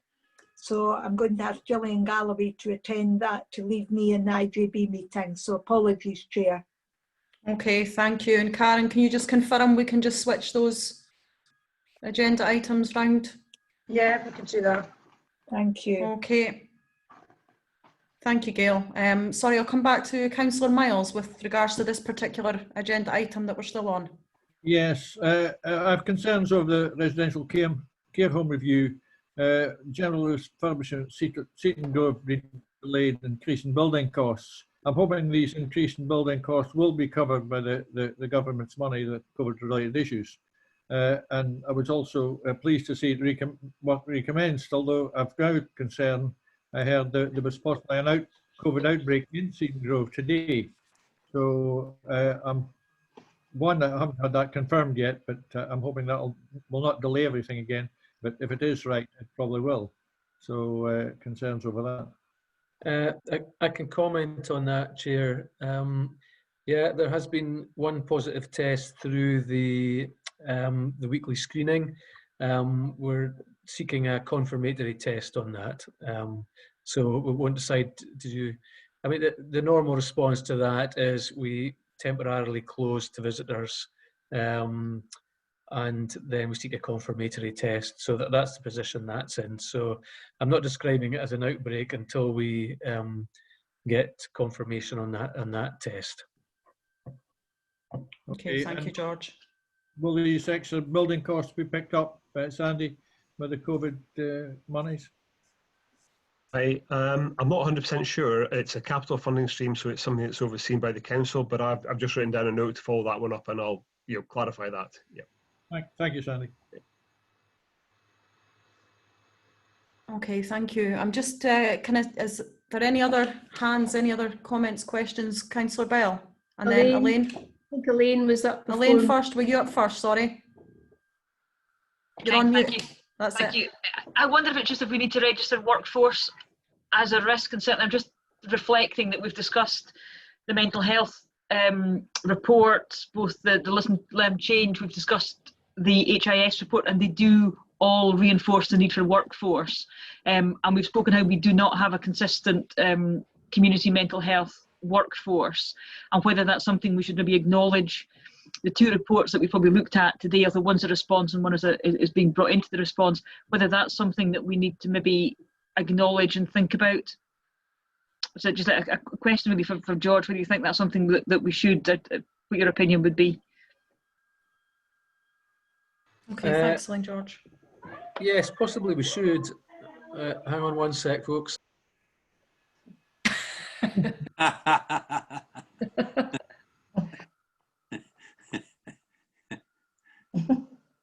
Sorry, group of we were reading your lips, George.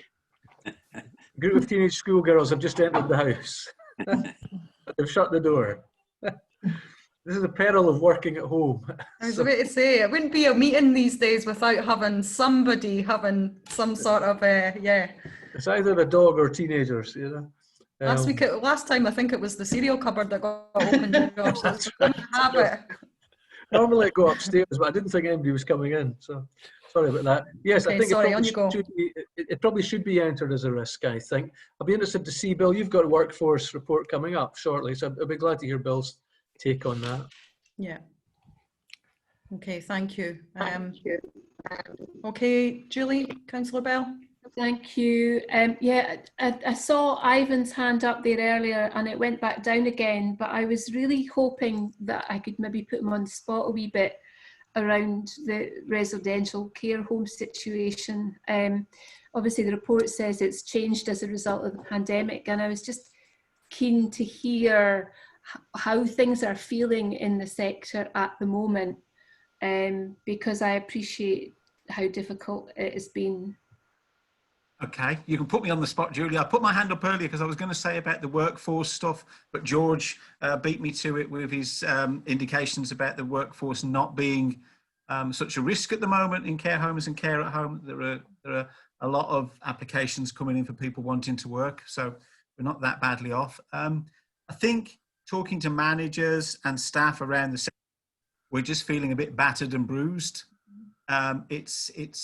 It's been really hard. It's not getting any easier. The demands of staff testing are getting harder because the whole system seems to be taking on extra work. So we're now, instead of waiting 24 to 48 hours for test results on surveillance weekly testing, it's now becoming 4 and 5 days, which is putting staff quite angsty about what's happening to their results. Managers are wondering what's the point of it all. It's beginning to get quite tasty there about, you know, about that sort of stuff. Visiting, all the new rules around visiting, adding to the workloads and extra staffing requirements that are needed to put all the new procedures in place. And then families and relatives not understanding why a grandchild can't come and see a grandparent and they haven't seen them for 5 months, but that's still out of bounds. It's just all the rules. And I think it's just getting harder to navigate your way through that. And I think that would be true of independent sector and the health and social care partnership homes. And it doesn't help when you get things like the surveillance testing, you get a positive result, but actually that's not treated as a positive outbreak until you get a second test. And that seems to be happening quite a bit. And I think that puts everyone on edge even more so. So I think it's quite hard. I think the residents are finding it hard, finding it quite flat. Their lives, they seem to be feeling as though they're prisoners in some ways. And there's a lot of talk about how you can open that up. And it's that balance between public health and quality of life and your civil rights. And residents of care homes don't seem to have the same rights as everybody else on this Zoom meeting at the moment. And I think that's a balance that needs to be altered a bit, I think. But we'll see where it goes, Julie. I think the number of managers of a certain age are looking that they may well think that at the end of this, they're out. And we've already lost a few managers to this process at the moment. So we'll see where we go. George is smiling. Well, do you know, I think it's really important for us to hear that. And that was why I asked the question. Yeah. But is there anything that the IJB can do around smoothing out some of those processes for the sector, or where does that go? What would help? I think it goes nationally, Julie. I think, and it goes through the oversight group at NHS Tayside. We take it through to the formal structures. I think health protection, Scott, you know, the health protection team are probably worked beyond capacity at the moment, struggling to get things done. I think everyone's trying to work together. I think Angus Health and Social Care Partners are well thought of by the providers. And I think a lot of the providers have said that one of the things that have come out of the pandemic is the response of the local partnership has been, as they felt, has been over and above what they've received in other partnership areas if they're working there. So I think that's something for the IJB to take note of. But a lot of this is that difference between national and local. And I think it is a lot of national discussions that get lost on some of this stuff. So I think we'll try and do that. It doesn't help when we get guidance on a Saturday afternoon and it's in the papers and the press on Sunday and not many staff have looked at it and seen what the implications are. That doesn't help us, but that's nothing to do with this IJB. Mm-hmm. Yeah, thank you. George? Yeah, just to endorse what Ivan's saying, I think we've all worked really closely together to support the residential care sector. And, you know, ironically, we did say in our strategic plan that we wanted to develop that relationship so that we could get it to the same level as we had through Help to Live at Home with Care at Home. And I think, ironically, as I say, the pandemic has brought the different bits of the sector working around residential care much closer together. That's been a real positive to come out of it. And I should say, just by way of assurance, we have a care home operational huddle. That started every day. We're currently moving to once a week. We've gradually gone down over time. We can up that again if we need to, of course. And that's been a good bringing together of the independent sector, the in-house care home provision, care inspectorate, Department of Public Health, and so on. We've been working really closely as a group just to give assurance about that, Julie, that we're on top of that. Yeah. I was smiling at what you were saying, Ivan, apart from the mention of older managers thinking it's pushing them further towards the end of the road. Okay, thank you, George. Gail, did you want to come in? Yes, I actually support Ivan with that, but we do our very best. I'm on the NHS Tayside Care Home Oversight Group, as is Catherine Lindsay, and we do at every opportunity consider our care homes and the decision making and the trying to avoid the Friday afternoon letters. But as Ivan says, a lot of that is national decisions. But those of you that are NHS Tayside board members may recall at our last NHS Tayside board meeting, I absolutely congratulated the care home sector, Ivan, and the work that you're doing around this pandemic and how challenging it's been for you. So we do recognise that. Yeah, thank you, Gail. And thanks, Julie, I think, for bringing Ivan into the conversation, because I think, I say often, we can have reports and well written by George that goes into great detail and outlines very clearly, what it is that's going on within the partnership, what our strategic plans are. However, I think they often need brought to life.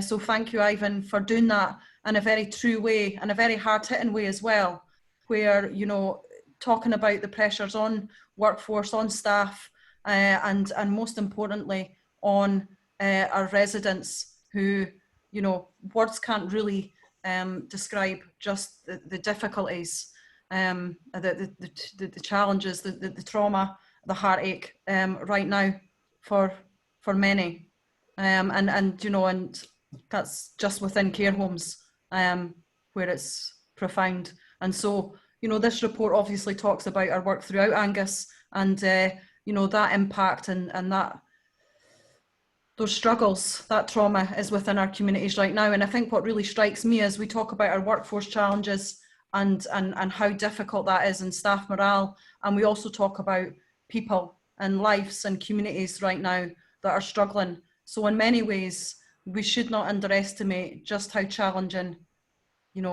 these months have been, but also as we move into the winter months as well. And I think, we should be concerned. I think, we should all sit here and be concerned right now. And I don't mean to say that in a way that causes fear or alarm, but in a way that hopefully just produces hopefully some sort of encouragement going forward, that we're going to all have to take some breaths here and look, we're all going to have to be in this together. And it's not going to be easy, I'm sure. But hopefully people can take heart that there are a group of people that meet around this table who have teams out there that are doing their absolute best in difficult circumstances, and that we all do want to make that difference. Jill, I know your hand's up there. Do you want to come in? Yeah, sorry, Chair, it's just to give apologies because the other meeting starts at 4 o'clock. So do you want to? No, I'll jump off and I'll leave Gail, George and Bill just to talk to the COVID plan if that's okay. So there's no need for an agenda change if that helps. Is it okay then? Thanks. Thank you. Okay. Catherine's got her hand up. Catherine, do you want to? Yeah, thanks, Chair. It was just really to provide some assurance to the board that not only are these concerns, which I recognise very much from both Ivan and George and Gail's input, they're being discussed at the Tayside level and fed into those discussion groups and also any step-up IMTs in relation to local outbreaks. But they're also being discussed very similar themes at a national level. And so it's quite heartening to know that that I think those themes are recognisable and that they are being given voice at a national level. Yep, thank you, Catherine. And I think just before we kind of move on to recommendations, I think it is just very clearly those messages coming from this report are a kind of huge thank you and gratitude and respect to our workforce right now, and also just our thoughts and thanks with residents, with throughout Angus, those that rely on, especially those that rely on health and social care services. And again, just that message that we've been sending out throughout the pandemic about all of us doing our bit to stay safe and to help reduce the risks within our communities as well. And we can all do our bit to try and do that. So I think on that, we'll move on to the recommendations.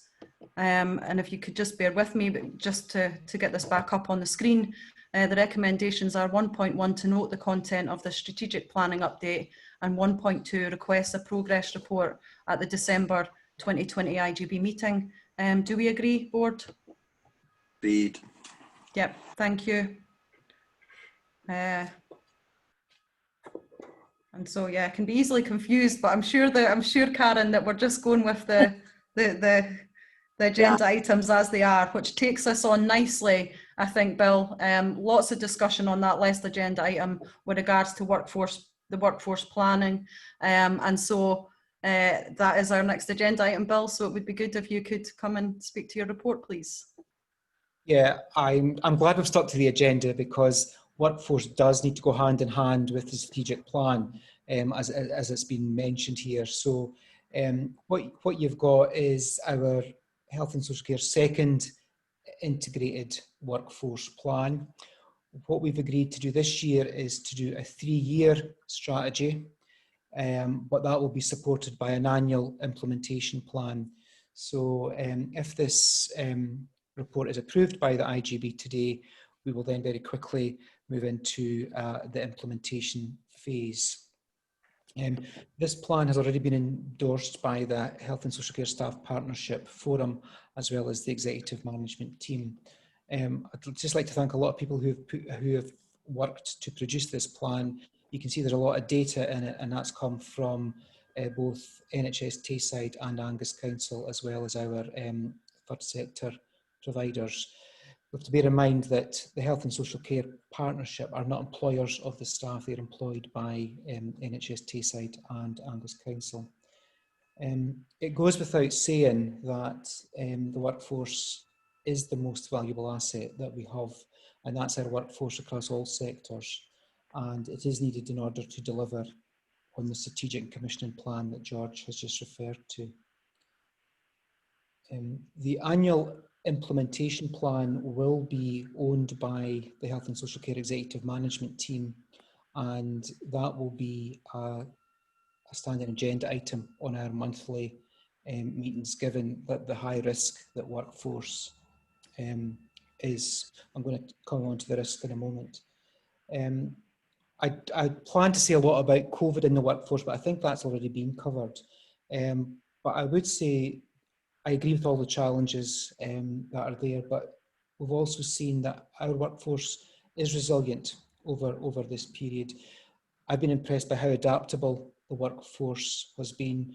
We've seen local care homes in Angus where people have actually moved in for long periods of time. Staff have moved into the care home. So again, that shows that staff have worked well beyond their normal boundaries.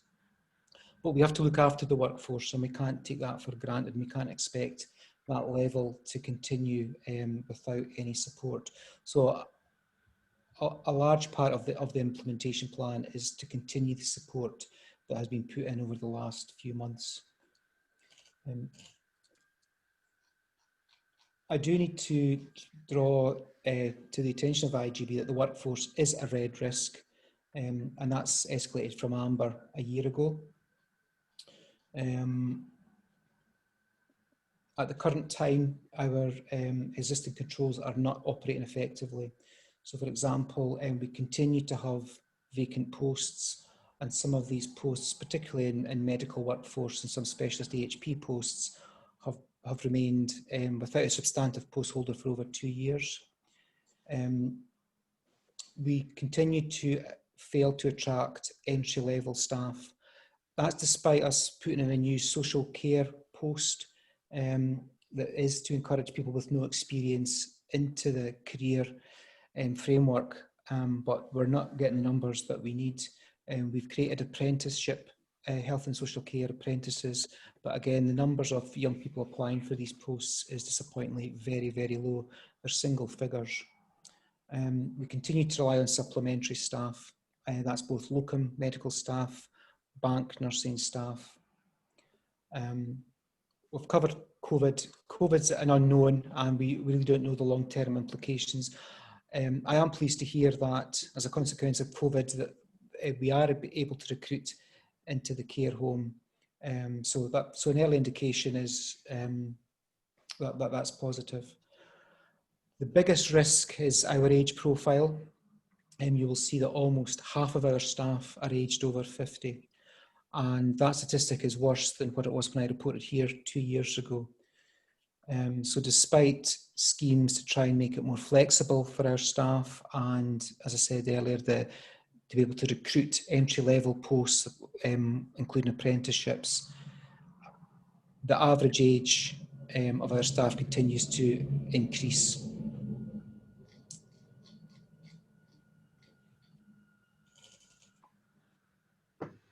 Before I open up for questions, the workforce plan, I won't go into all the details. There is a lot of statistics there, but on the last page, it does highlight the themes that we would be expecting the implementation plan to address. And these include, we need to get better data for planning across all sectors. So there is a lot of data for the council and for the NHS, and there is a lot of national data for the third and independent sector, but we need to get better at using that collectively. We are redesigning new jobs, advanced nurse practitioners and senior practitioners within social work are examples of that, but we need to continue doing that so that it fits what's in the strategic plan, so that we have the workforce to meet the needs identified in the strategic plan.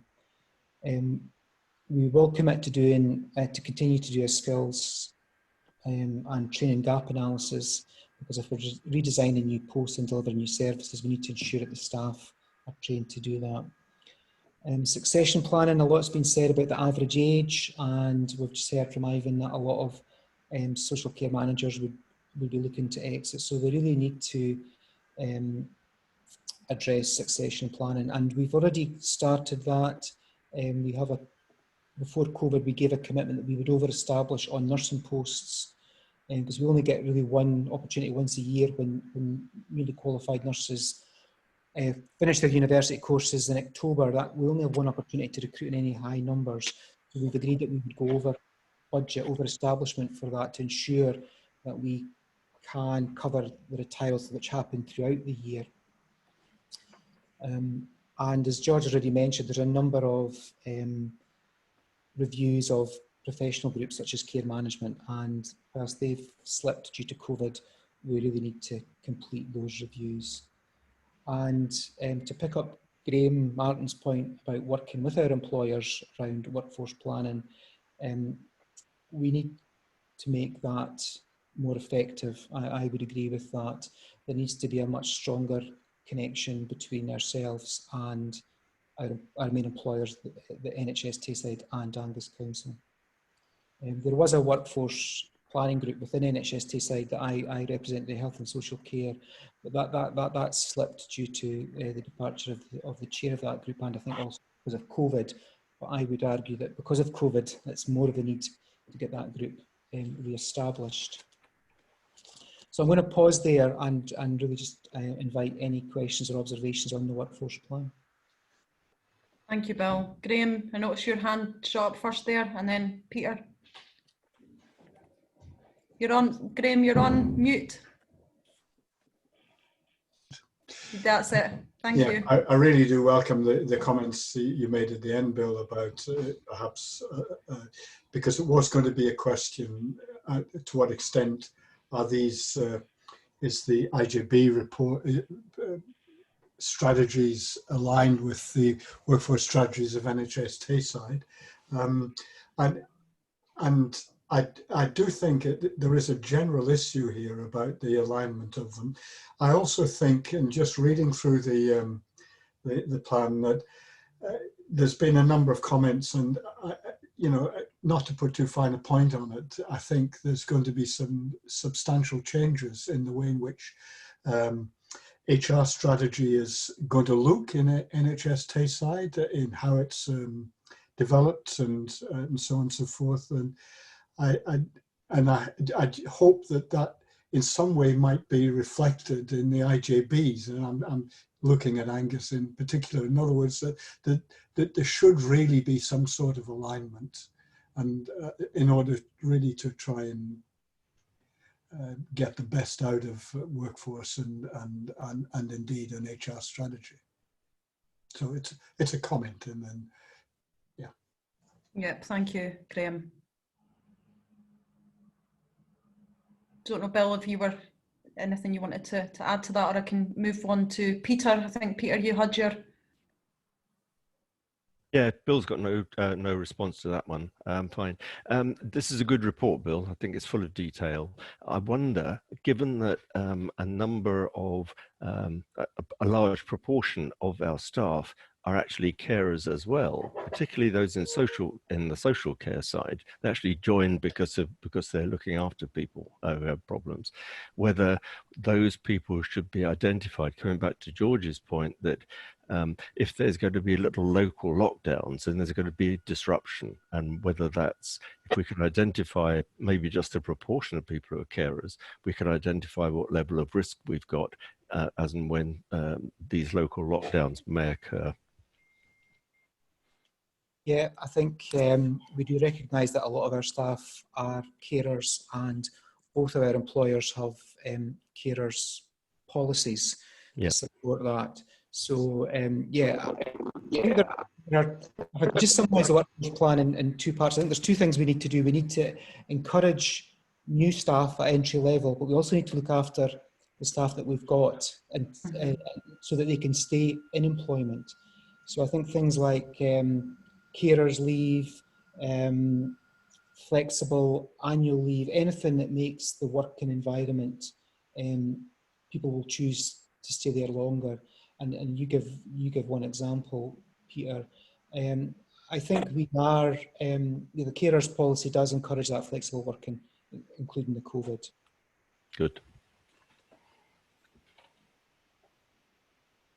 I guess what I'm just thinking here as you're speaking there, Bill, is that as workforce, you know, as staff, you know, have, like you say, it's getting that balance, that work-life balance, but if they have their own pressures going on, but also coming into the job at the moment, or going into work, going onto a shift where, you know, it is difficult, it is challenging because of all that's going on, you know, that adds to it, but also people's support needs are increasing, and more kind of more reserves, more energy, if you like, is needed to help people. So it's I guess, I think Julie touched on that point earlier around ensuring that our staff are well and are supported and feel valued, and we'll have the resources there to help them through so that they can support effectively.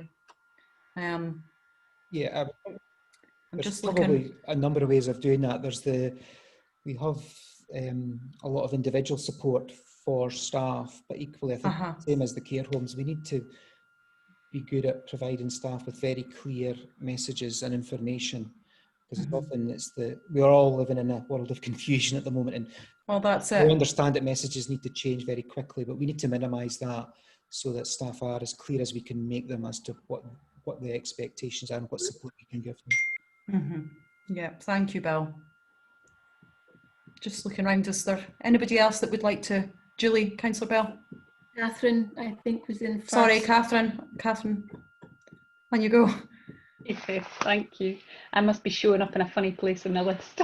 Yeah, it's it's a really helpful report, Bill, particularly with my Chief Social Work Officer hat on.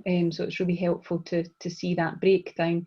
I appreciate that the report can't cover every aspect of detail, but I do wonder whether or not you can tell us anything about what the Health and Social Care Partnership Management Team are doing to explore succession planning arrangements, and particularly in relation to social work, qualified social work capacity. And I guess I'm asking that question because I'm aware anecdotally that there's been quite a bit of movement there. I have some concern, and the breakdown at table 4.1.2 doesn't really shine a light on it, because a number of the posts that are hosted by Angus Council, there will be a mixture of qualifications there. And I suppose what I would be quite keen to see is a further breakdown that shows how many of those individuals have a social work qualification. And are we confident that going forward, the Health and Social Care Partnership will have enough qualified social workers at each point in service delivery to make sure that there's adequate professional oversight of that task? Yeah, Catherine, so with regards to succession planning, we recognise that due to the age profile, that's really important. What we've been doing for the last year is we've been having a considerable overlap of posts. So traditionally, when someone left, you then advertised the post and it could be many months it was vacant. We're almost doing the opposite now. So that I know within my service, 2 of my 3 team managers retire at the end of the year. We've got their replacements in post now, so it's allowing a much longer period of induction and handover and to support the new managers. We're also, the implementation plan that I mentioned, we will be investing in leadership training, so to prepare the next level of managers, encourage people into management and supervisory roles and support them. So less of having to learn on the job, but helping prepare staff for that.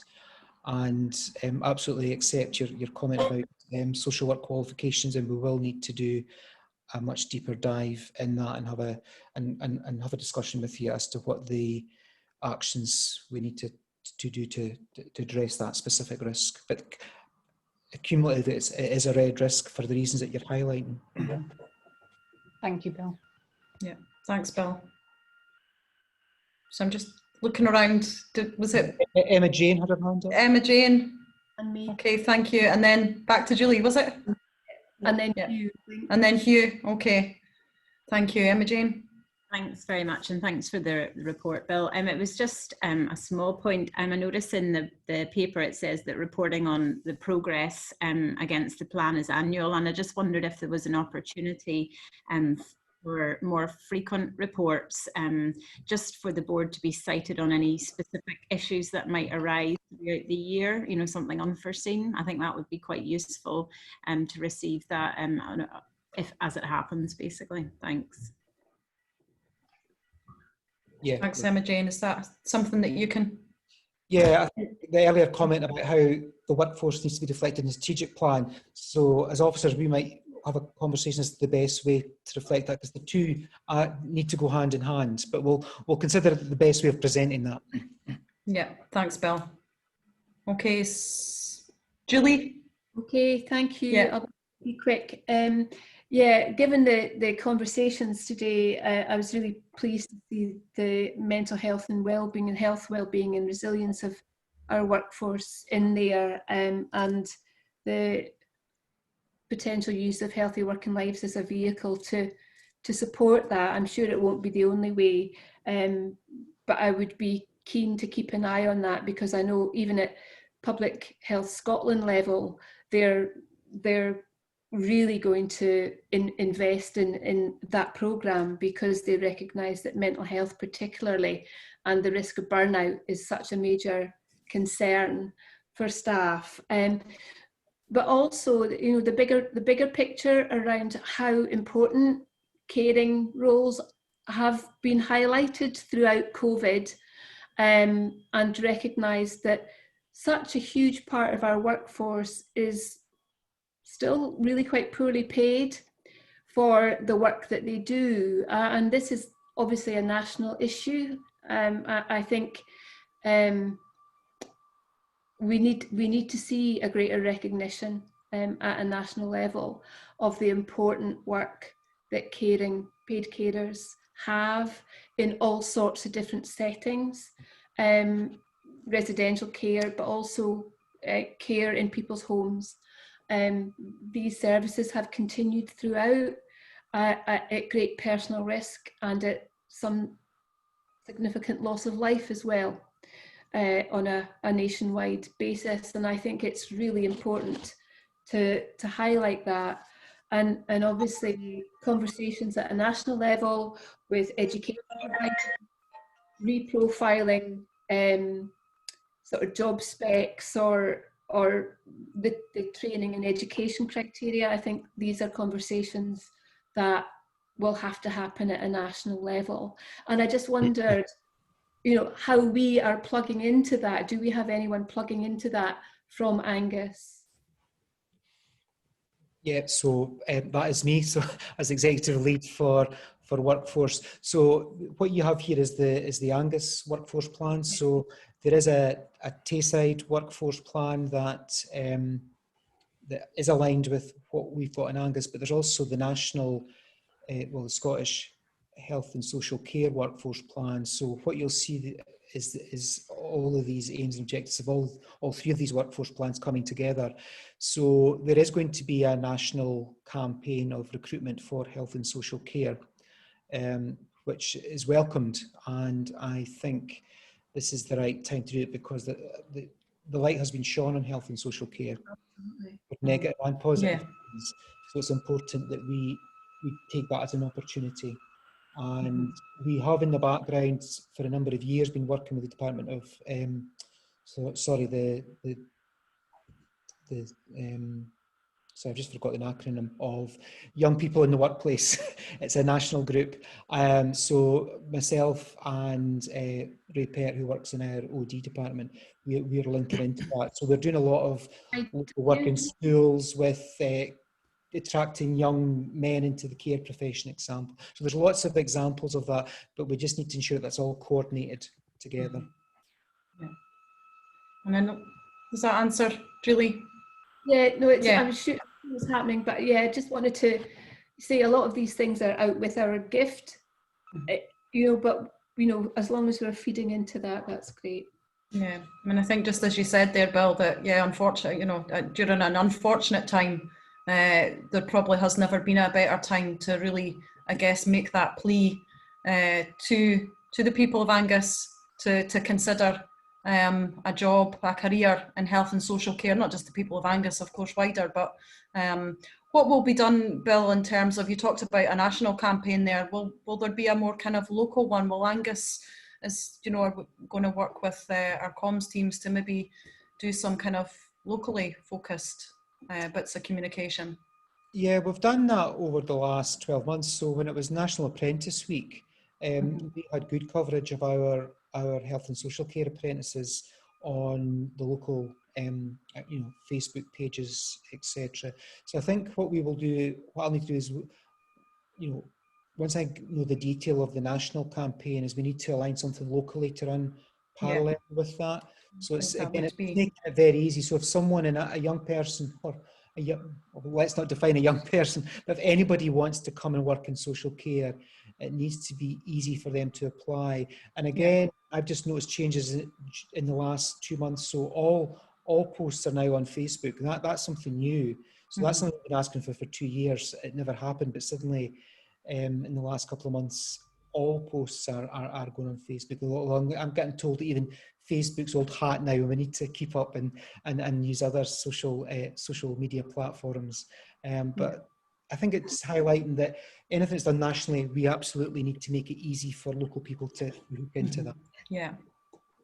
I think it shouldn't be underestimated either that it is a job in many ways, that it's not, you know, lots of different roles with different remits, but, you know, it can often be, you know, very challenging and not an easy job to come into, but a very rewarding one.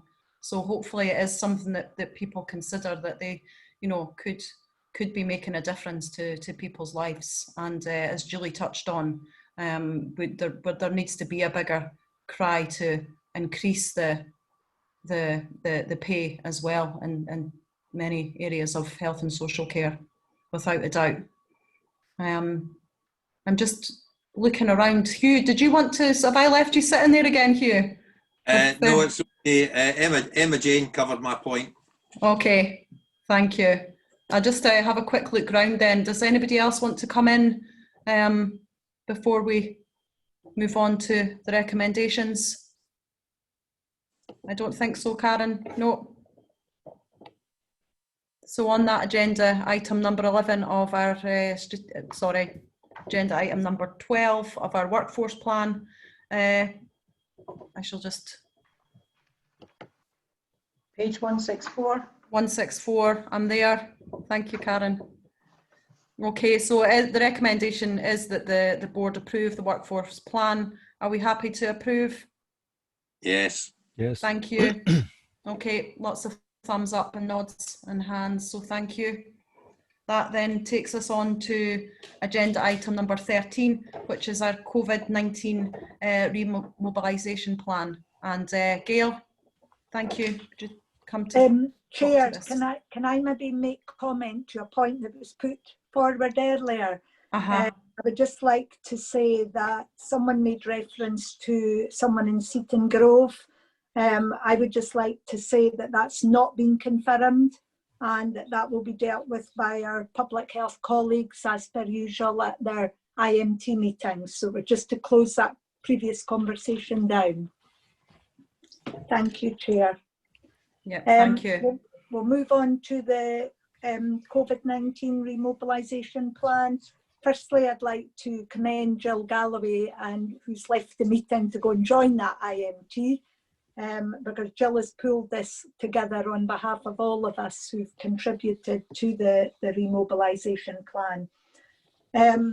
We brought our regular COVID reports to our IJB and been sharing them on our intranet and on our Facebook page, and we've actually been commended for keeping people up to date over the last 4 months. Seems like a lot longer, last 4 months, but as we move forward in our COVID response, we have had to develop agile and adaptable plans in terms of our initial mobilisation and our remobilisation, both in the short term and planning for our future medium and long term plans. The remobilisation plan you've got in front of you today is actually a medium term plan, and that applies from now up until March 2021, and it still has to be versatile to the situation that we're currently finding ourselves in Tayside at the moment. This plan aims to represent the work undertaken by the Health and Social Care Partnership to keep the health and provision of care at appropriate levels for our Angus residents, and to do so safely. I'll draw your attention to the background and what we've put in there, but suffice to say, in the past 4 months, there has been significant challenges for all of us working in the COVID pandemic, and we're continuing to work in these uncertain times. So it's really important that I think all the IJB members recognise that within our local health and social care partnership, we've still got the pandemic and we're still working towards that. So please don't think we're out of it by any manner of means. There is an assessment of risks and plans for mitigation of these risks in the report. I don't propose to go over them with you because I feel they're very specifically detailed in the report today, Chair, unless anyone feels they would like to draw attention to them. What I would like to draw your attention to is the approach taken to develop the plan and the principles and assumptions underpin our remobilisation plan alongside the risks. This report covers the clinical priorities, both physical, mental, and from a social care perspective, and also the communication and engagement that we continue to recognise as crucial and important about how services are being delivered, how they're going to change as a result of COVID, and the impact on how we currently provide our services and work and engage with our population and our key partners. And I'd like to commend Sally Wilson, who will also be on the call, for the continued comms and engagement work she does to ensure we're up to date with this. Again, I've said already, it's a very different and ever-changing landscape. There's also a section on workforce in section 5 of the report, and it recognises that we continue to need to plan our services and the workforce to work within the pandemic and over the next few months and years. So I would echo what Bill Troop was saying earlier there, and this is really strengthened in our remobilisation plan as well. In the short term, which is really now, we expect an unusually low proportion of staff to have taken their annual leave. We've all been extremely busy and working, as you all know.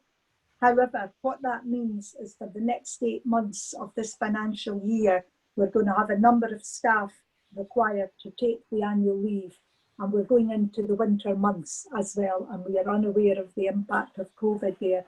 So there absolutely is going to be a change about how we deliver our services.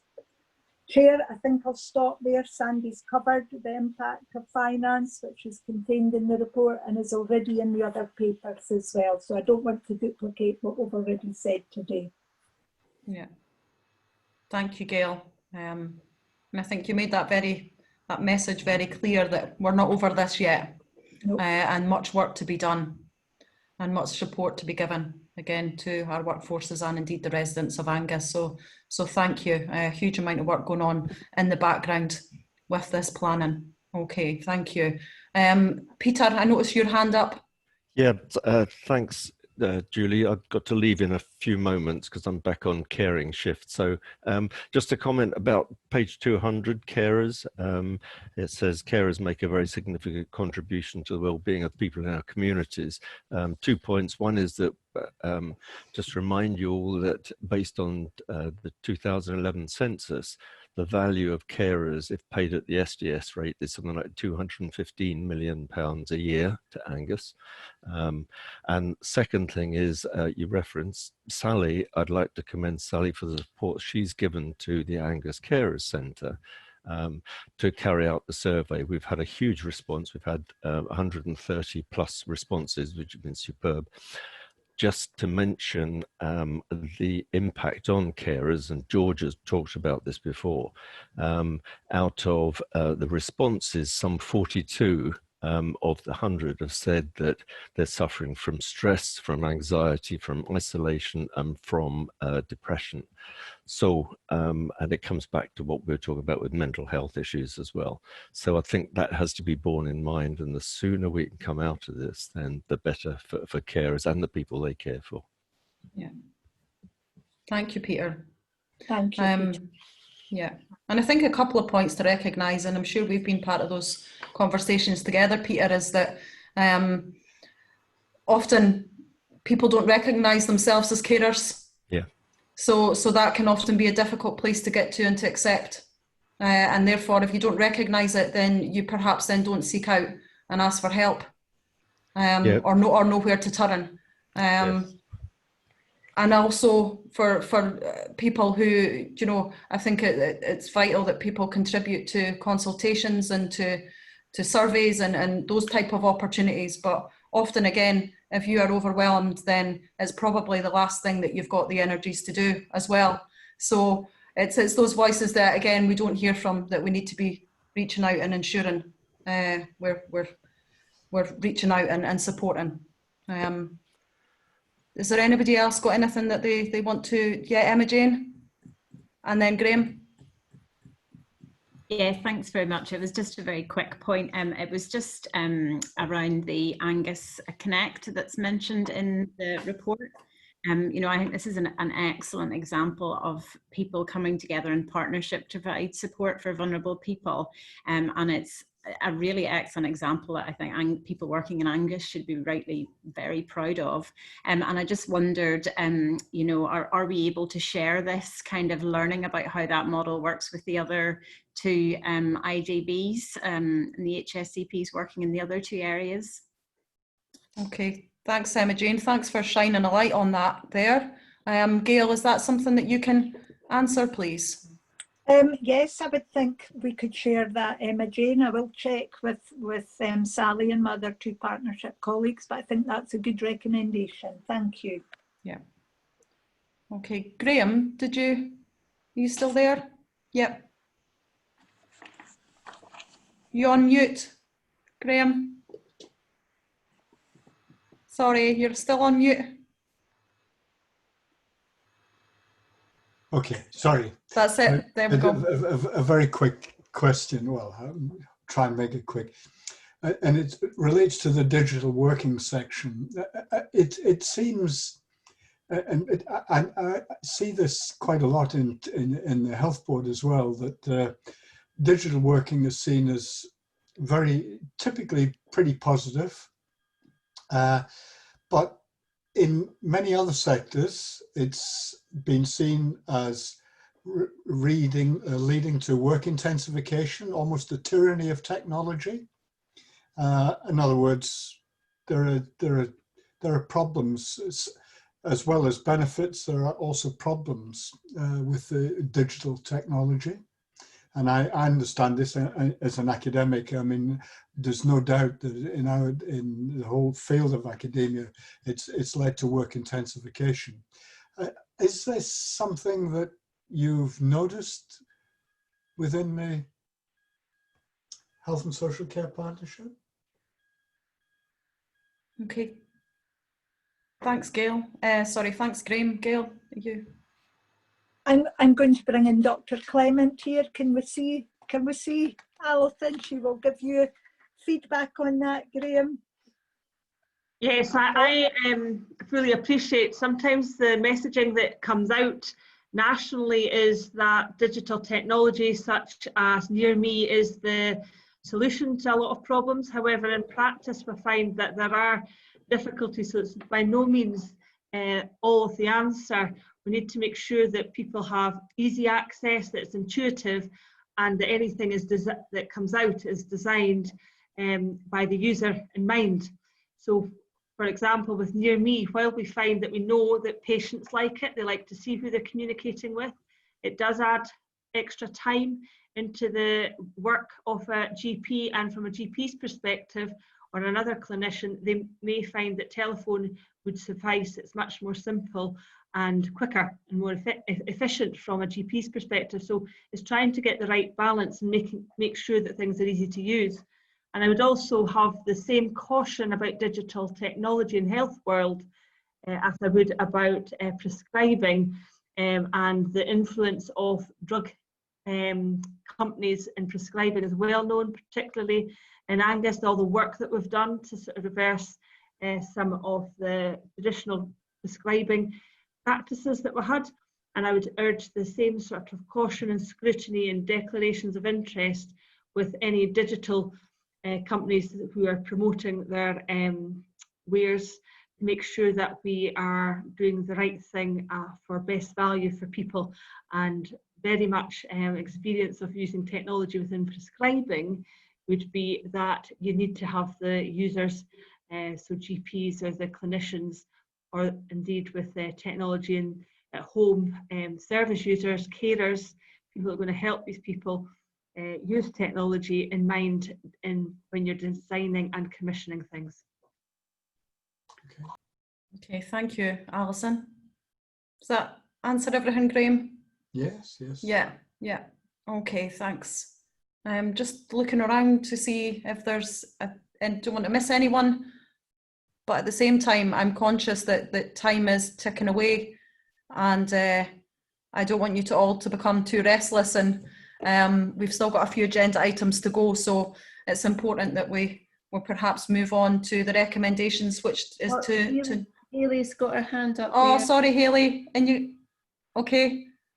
Sorry, Chair. Yeah, just going back to Emma Jane's comment around Angus Connect, I think really the setup of that platform was invaluable to what we were able to do as a sector and as a partnership during the COVID experience. And I think there was talk. I actually got kicked out, so I'm just kind of catching up. There was talk around sharing the experience with other IGBs, and I think that's a huge learner for across the county, well, across Tayside really, across the region, because we don't know what's coming up next. And I think that what Angus Connect allowed us to do was to actually come together on a weekly basis and share best practice, but also plan what we're going to be doing together, and we're stronger as a partnership. And that's still the message that I'm kind of putting out across the sector and all the partnerships that I sit on, is that we have to work together to kind of keep going and building on the great partnerships that we've experienced during the crisis, and keep sort of pushing through that, and obviously mirroring what we've done and not going back to the silos in which we were working in before. So I think I'm glad that it was brought up, and thank Emma for that. But I do think that there's a lot to learn from Angus Connect and how we move forward.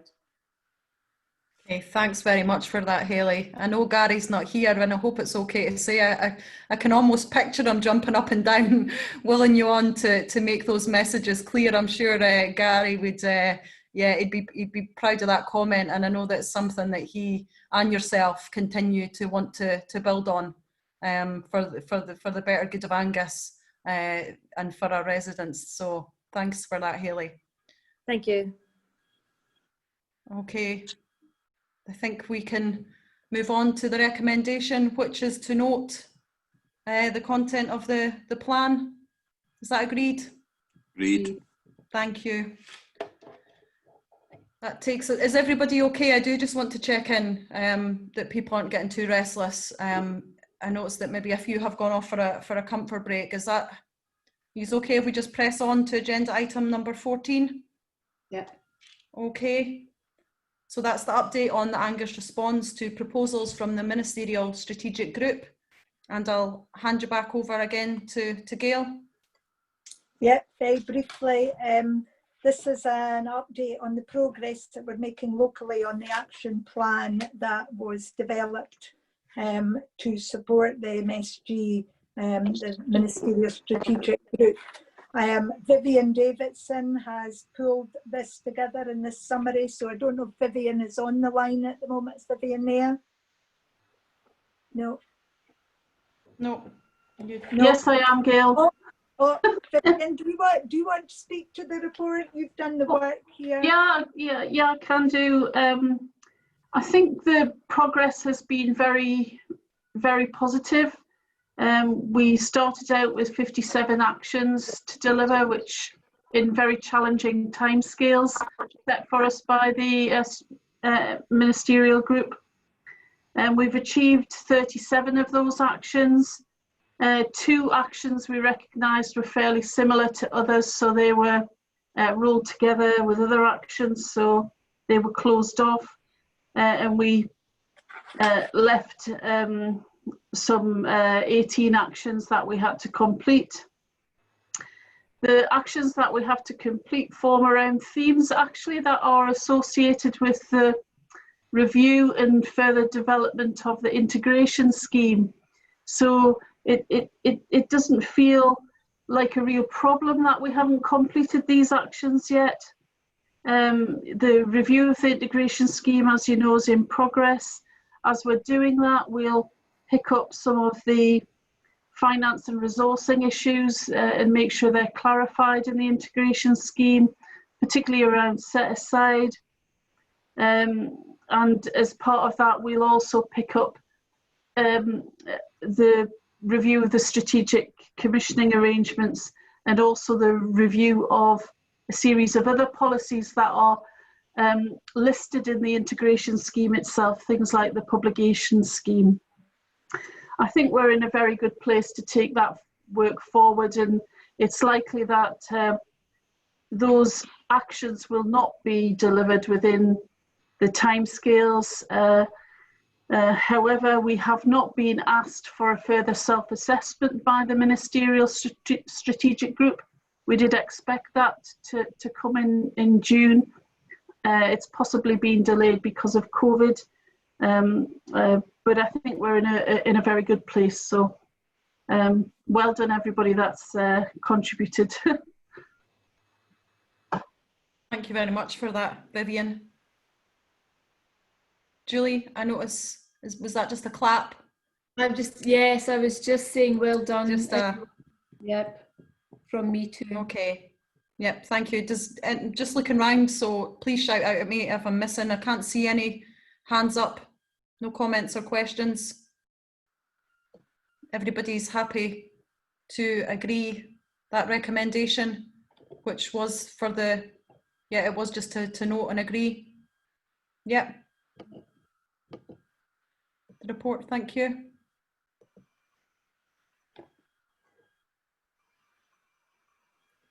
Okay, that takes us on to agenda item number 15, which is our Clinical Care and Professional Governance Annual Assurance Report. And I shall bring you in again, Gail, thank you. Chair, I'm going to hand over to Dr. Clement, who leads this and chairs our committee. And if you don't mind, I want to step out just for 2 minutes. I'll leave Dr. And Clement to speak to this. Yep.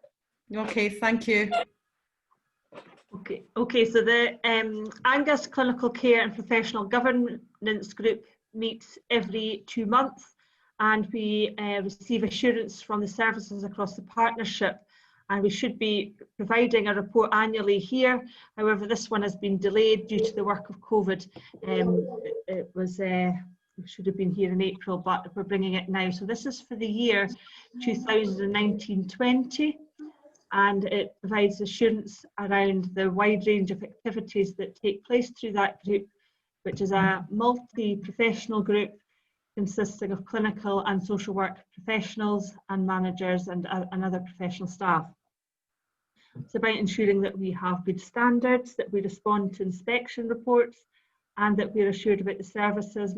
We look at complaints largely through our subgroup of adverse events monitoring group, which is chaired by Bill Troop there, and that's been a successful addition to the work of the partnership in looking at complaints and adverse events. We're making progress. We're also done a lot of work alongside the other council areas in Tayside and NHS Tayside around revising the GERFI framework recently and developing new assurance templates for the future, which will focus on quality improvement rather than just assuring the services. We're looking at how we are improving quality across all our services. And we've got the appointment of GP lead for quality improvement, Nico Grunenberg, who's supporting that work, along with several of our other professionals within the partnership. So that's a positive move forward for the future. We're also doing a lot of work on infection control, obviously with COVID. That's a priority, and we're also looking at how we support quality improvement work across the whole system. So we've got care homes as well as part of that, and we're developing around adult protection. The group looks at all the strategic risks, and you've got these highlighted in the report. So I'm happy to take any questions or suggestions from members here. Thank you. Okay, thank you very much, Alison. Does anyone have any comments or questions? No, I don't think there's nothing for you, Angus, but sorry, Julie. Just a comment. I find these reports very reassuring. They're, you know, it gives me comfort that this work is going on and in very challenging environments. So thanks for that. I really appreciate an understanding of what is happening around clinical care and professional governance. Well done. Thank you. Yeah, thank you, Alison. Yeah, I think don't be too disheartened that there's not any more questions or comments, but I think we're all appreciating the huge amount of work that has gone on, and thanks for bringing this report. So on that, I would just move to the recommendation, which is to note the Angus Clinical Care and Professional Governance Annual Assurance Report. Do we agree? Agreed. Thank you. That takes us on to agenda item number 16, which is our policy on charges applying to non-residential social care services. And I was going to hand you over to George, but I don't know if he's still there, or is he? Are you still there, George? Hope so. I'm still here, yes. Oh, it's just, there we go, that's better. Don't worry. Yes, I just grabbed a cup of coffee to keep me going. Good stuff. Okay, thank you. Okay, I hope this is a fairly straightforward report. This isn't anything new. This is what we do already. But David rightly said to us a few months ago, we should really embody the practice into a written policy. And it, be fair to say that we almost completely follow the COSLA guidance on charges applying to non-residential social care services. And that doesn't change very much. Although, oddly enough, right in the middle of this process, when it came out this year, there were some changes in it. We had to match them into the policy, which is why we deferred taking the report when we hadn't hoped to take it the last time to the last IJB. Of course, charging is not a delegated function to the IJB, so we will need to take the policy to Angus Council as well.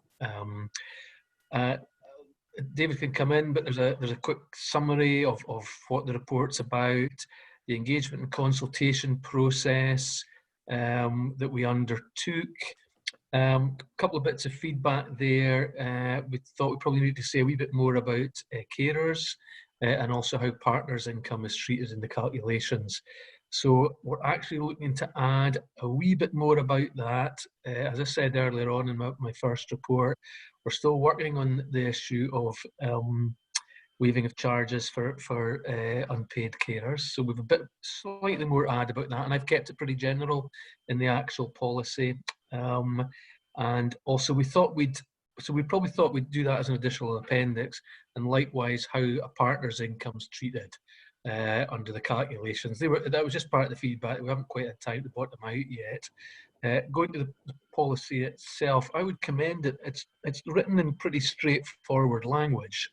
I like that, and I think it's intended primarily for service users and family members to understand how the charges are arrived at, and there's a good example at the end, and also for staff in order to make sense of it. Now, I don't know about anybody else. One of the problems with these things is unless you're doing it regularly, it doesn't stick in your head. And I find when I work my way through it, every time I do it, I think, yep, that's fine. I've got that. And then later on, I can't remember. But when I go back to the document, I understand it again. So I think that's really important, that it's written in a quite understandable way. And that bit in Appendix 4, so where it says, how do we calculate the contribution? I think the example is a good one, and it makes that very clear. Okay. Happy to take questions, Lois. Okay, thank you very much for that, George. Does anyone have any questions or comments? Catherine? Thank you. Thanks. And I'm going to apologise in advance for not having picked this up whilst the paper was still in draft. On page 246, there's reference under section 3 to supports and services which are non-chargeable, and it includes point 2, looked after children up to the age of 21 years. And I guess I'm just querying whether or not that could be raised to 26 years in line with our corporate parenting responsibilities. It's not within the COSLA guidance currently, Catherine, because we've checked all of that. But, you know, again, we review this every year. If there are any changes to the regulations, we would catch that in the review. So if that upper age limit went up, we would be able to respond to that. Okay. So just for clarity, is that the age limit is going to go to stretch to 26? Is that what we're looking to change? Catherine was just querying whether that was the case, that some services might apply up to 26. We haven't picked that up in the preparation. We looked at the regulations. I can have that checked again, just in case. I certainly think from a corporate parenting perspective, it would be helpful to be very clear about whether or not we can align it with people's entitlement to be treated as looked after children up to the age of 26 now, which is a fairly recent legislative change in relation to children and young people's law, and the council's statutory responsibility toward them. And there is a fair bit of work going on around transition as well, isn't there? And that transition age is 26. Okay, so it would really only apply to support provision, Catherine. Personal care is free for everybody, so that's what it would apply to. As far as we're aware, it's 21, but I'll get that checked just to be on the safe side.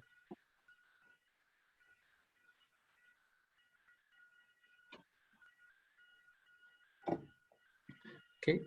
Okay, thank you. Anybody else got any questions for George? Hugh's got his hand up. Sorry, Hugh. Yep, thanks. On me, Lois. Right, sorry, you keep moving around the screen. Right, no, it's just very quickly, just to agree with George. I find the contribution policy very well written and easy to understand, and a big well done to whoever it was that drafted it. I'll give Fiona Anderson-Peacock a mention. She did a lot of work on this. Okay, good stuff. Thanks. Thanks. Okay, anyone else? If the meeting's happy with it, I wouldn't propose that we would want to bring it back other than kind of for the annual review process. But we would just adjust that according to advice we would take about the upper age limit, 21 or 26. Does that sound okay? Yeah. Okay. Thank you. That's great. So it's not going to come. So it's not going to come back, but you will provide clarity with regards to the age limit. Absolutely. Okay. Thank you. The only comment I would just like to make, George, is around the feedback and the respondents, which is really low. It wasn't a great deal of numbers that were engaged with, but and I'm just wondering, is that just? Do you think sometimes it is difficult to get feedback, but also again during COVID, it's difficult to do these type of timing maybe wasn't great, Lois. Again, I should have mentioned Sally because she led on that piece of work. Sally, do you want to comment on that?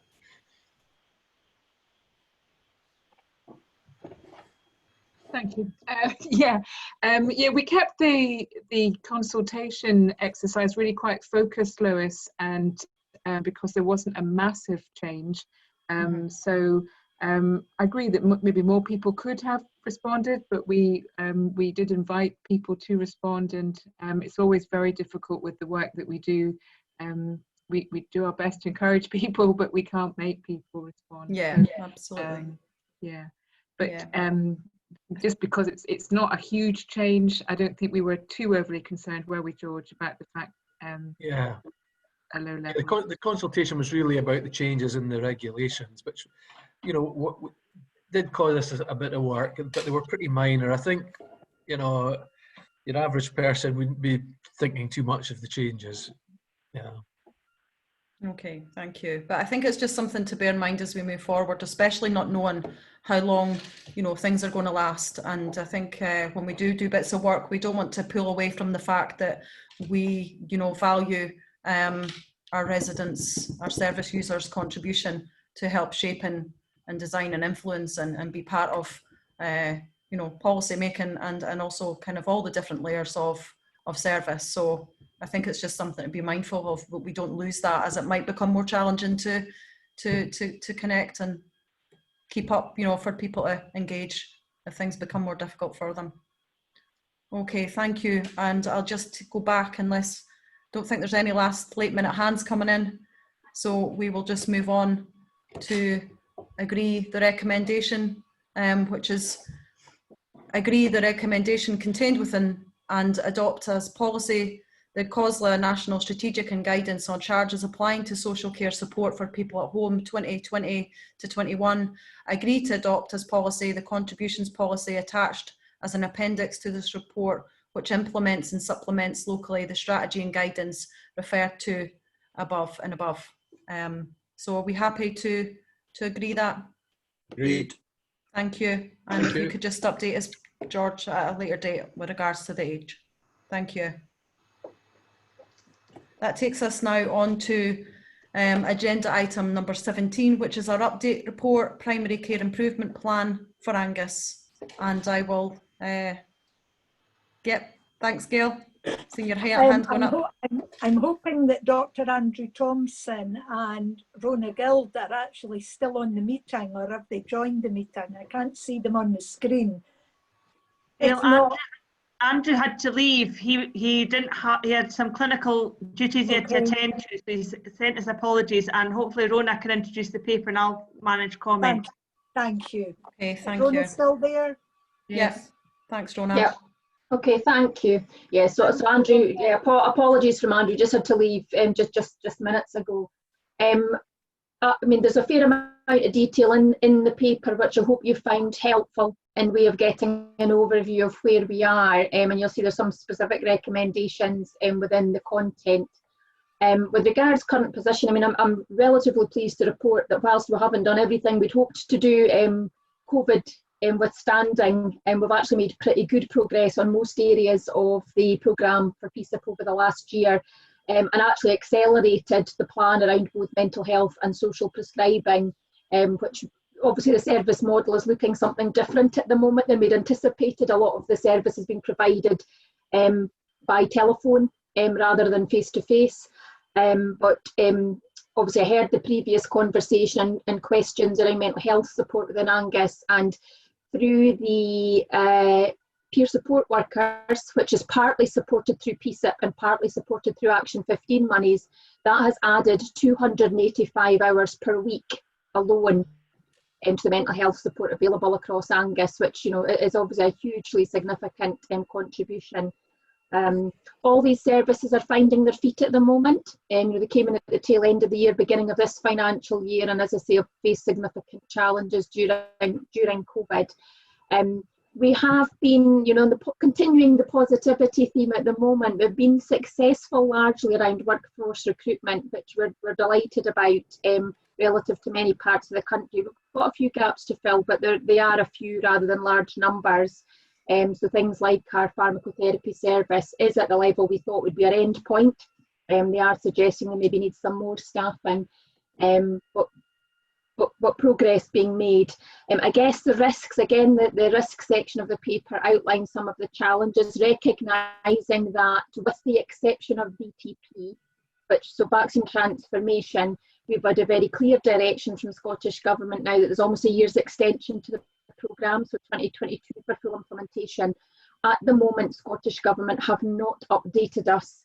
They suspended reporting around primary care improvement plan this year when COVID struck, but they haven't given any indication whether they still expect that everything will be in place by April of next year, with the exception of VTP.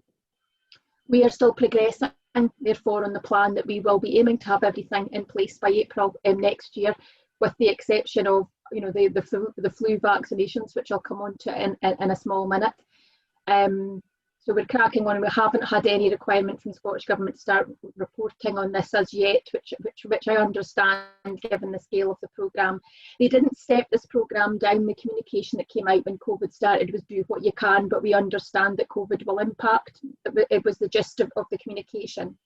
Ongoing risks that I would specifically like to highlight, we have to touch on flu, and you'll see in the recommendations I'm suggesting that we bring back a paper specifically about that for the next meeting. You will be aware that the flu campaign has been extended in terms of eligibility this year. We expect that a higher level of those eligible will seek their vaccination this year, and we will have to administer the campaign in very different circumstances, because we can't run mass vaccination open days. Everything's going to have to be on an appointed basis.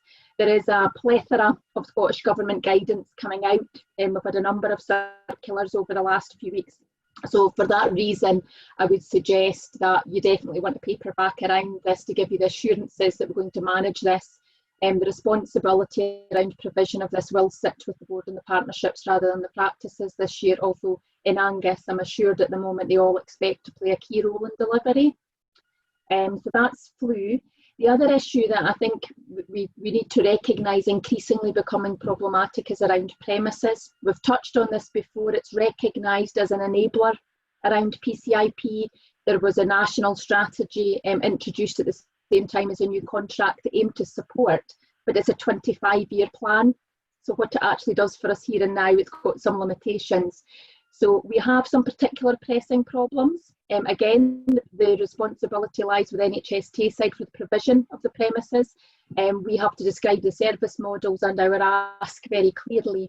So again, I'd suggest that we bring a synopsis, maybe even just for information, if that's helpful, to the next meeting, to bring the committee up to speed with some of the challenges we're facing.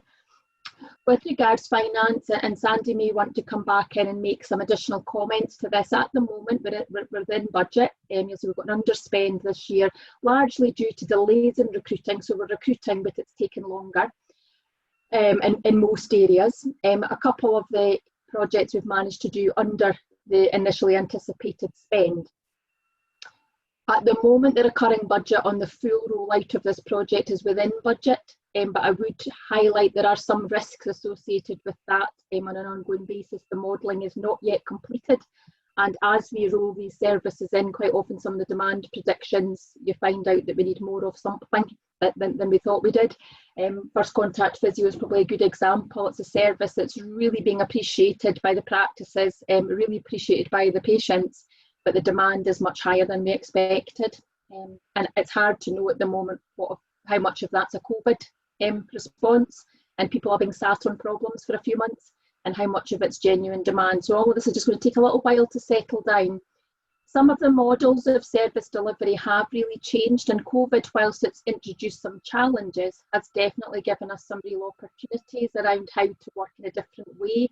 So, you know, if you'd said to me 6 months ago that some of the physio contacts would be done by phone and video, we probably wouldn't have believed it was possible, but it is. A number of services have been pleasantly surprised by how a video call can actually enable care. And again, I know this was discussed earlier, it's not suitable for everybody, but if those who can engage through that means, it leaves capacity for those who can't for face-to-face contact. I don't think there's anything else that I really want to labour on at the moment. The last point I think that I would just refer to is Primary Care Improvement Plan places quite specific requirements on us with regards to community care and treatment services.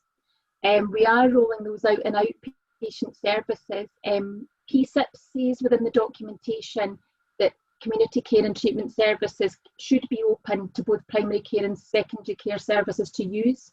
But if secondary care use them, it's got to be resourced in another way. It can't be resourced through PSIP funding. So it's a bit about the funding mechanisms and financial flows rather than the implications of the service model.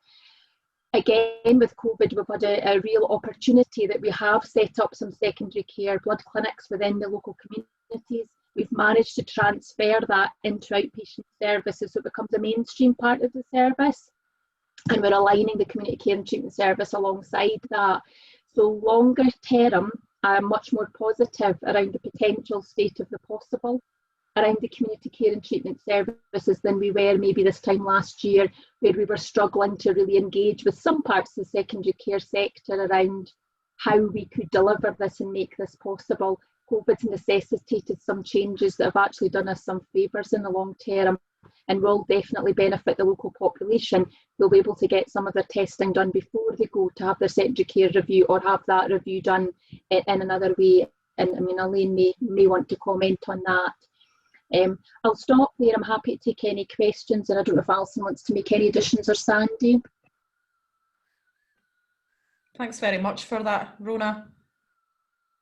I noticed some hands are going up already, but Sandy or... Yeah, thanks, Chair. I'll go first. Yeah. To be fair, Rona, you've covered a lot of the ground, and I think the tables are quite self-explanatory. You know, at the moment, we're thinking, you know, there's a possibility we'll be able to live within the resources available. And for me, that would be a hope we can. But Rona's flagging up the risks. It's very much an evolutionary programme. It was always going to happen over a number of years. But without doubt, the remodelling that's and the kind of reviews of the individual programmes that's happened over the last 3 or 4, probably 6 or 7 months, has given us a firmer kind of expectation of what things might look like going forward. So yeah, I think it's just a case of we keep an eye on it, you know, as you know, we would do for a big program like this, and we just keep an eye on those endpoint risks. Yeah. Thanks. Thanks, Sandy. Alison? I would just add that it's really recruitment to our workforce that's the biggest risk from my perspective. It's really quite difficult to compete with all the other areas that are growing their workforce, so that's a really important thing to be aware of. And also to be aware of that primary care doesn't exist on its own. It is very much part of an integrated system, and improvement in primary care is very much part of our strategic plan, but it's also integral to all the other bits of our strategic plan as well, particularly from my perspective, prescribing. And really important to acknowledge things with the primary care improvement plan, not just about other professionals doing things that used to be a GP, it's actually about improving care, because these professionals are the right person for people to see. So by seeing a physio, you get your problem sorted with exercise. You're not getting prescribed painkillers. You're not getting down the road to tolerance and potentially addiction in the future. And with our mental health and wellbeing workers, we're maybe avoiding depression and helping in other ways. Not huge amounts for our prescribing budget, but certainly in terms of risks further down the line through polypharmacy. And so it's going to be a long haul to sort out some of these cultural things about a pill for every ill, but the primary care improvement plan gives us real opportunities to just do things right the first time and to keep people well, and so it's very much part of our overall strategic plan in Angus, and I'm really pleased with the progress. And also the other thing I would like to mention is the engagement that we've had from our GP colleagues, particularly our cluster leads and some of our leadership GPs, prescribing quality improvement, and the relationship we have with our LMC, our local medical committee, which would be like our union, but actually with everything that's gone on, we've worked in partnership, truly in partnership, often able to represent each other's views, in fact. So it's just a great example of team working in Angus. So I'd like to say thank you to all of them as well. Thank you. Thanks, Alison. Gail, I noticed that are you just having a clap, Gail? Was that just a supportive, or did you want to say anything? Yes, probably both. I absolutely would echo what Alison was saying there around thanking all of our colleagues. They have been so supportive over this last 6 months as well. So thank you, Alison, for recognising that.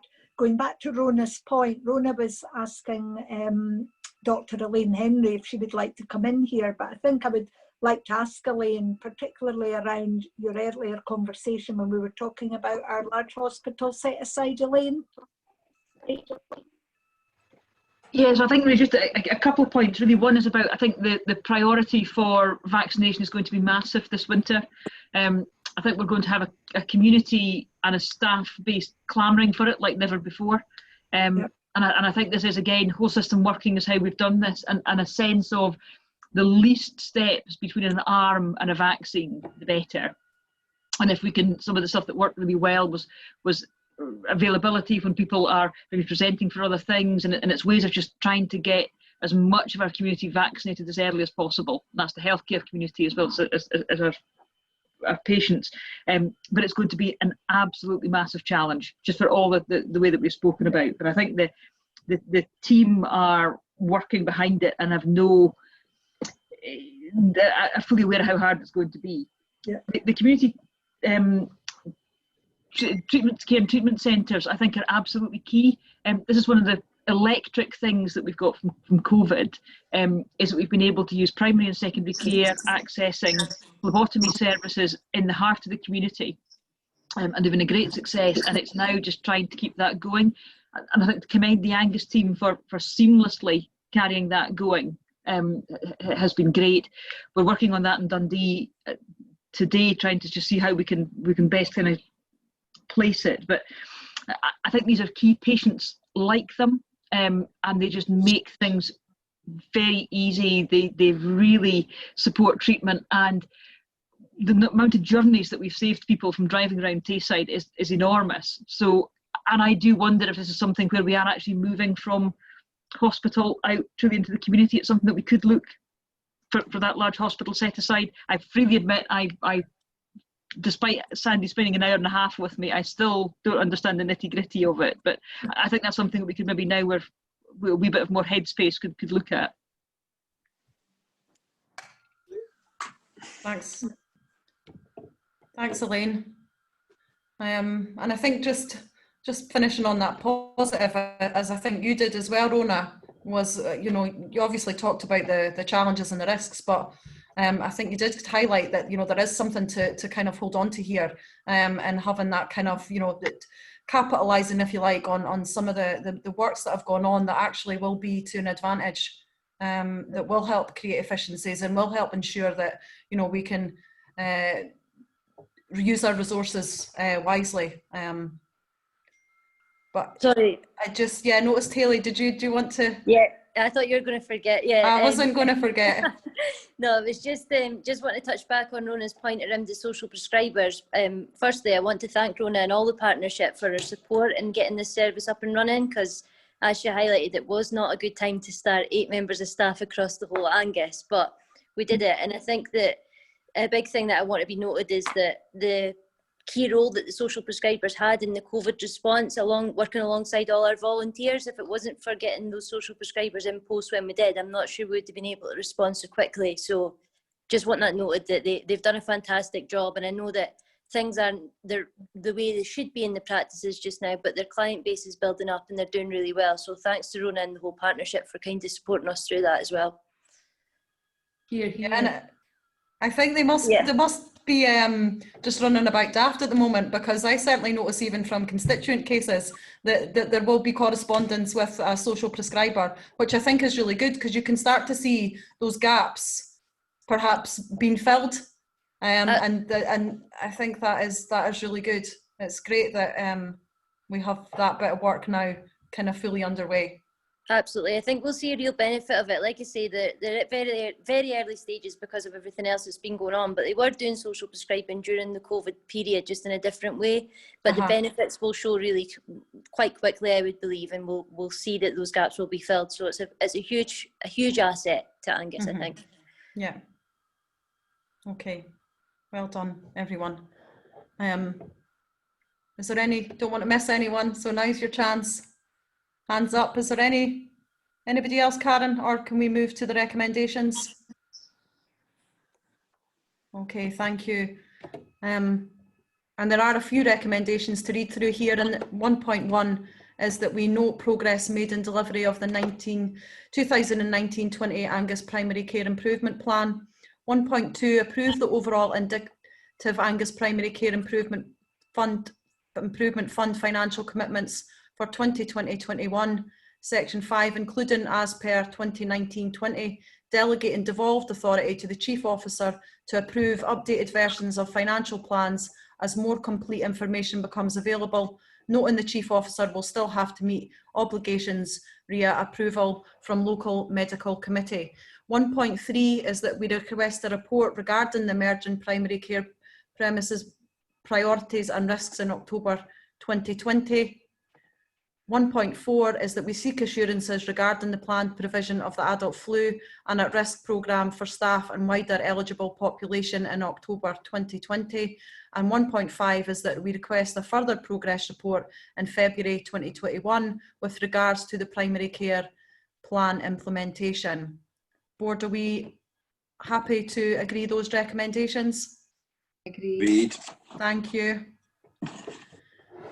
Okay, we are moving on now to agenda item number 18, which is the exclusion of public and press, and that's something that the Angus Health and Social Care Integration Joint Board will be asked to consider in terms of paragraph 3 of part 1 of Schedule 7A to the Local Government Scotland Act 1973, whether the public and press should be excluded during consideration of the following item as to avoid the disclosure of exempt information. Are the board happy to agree?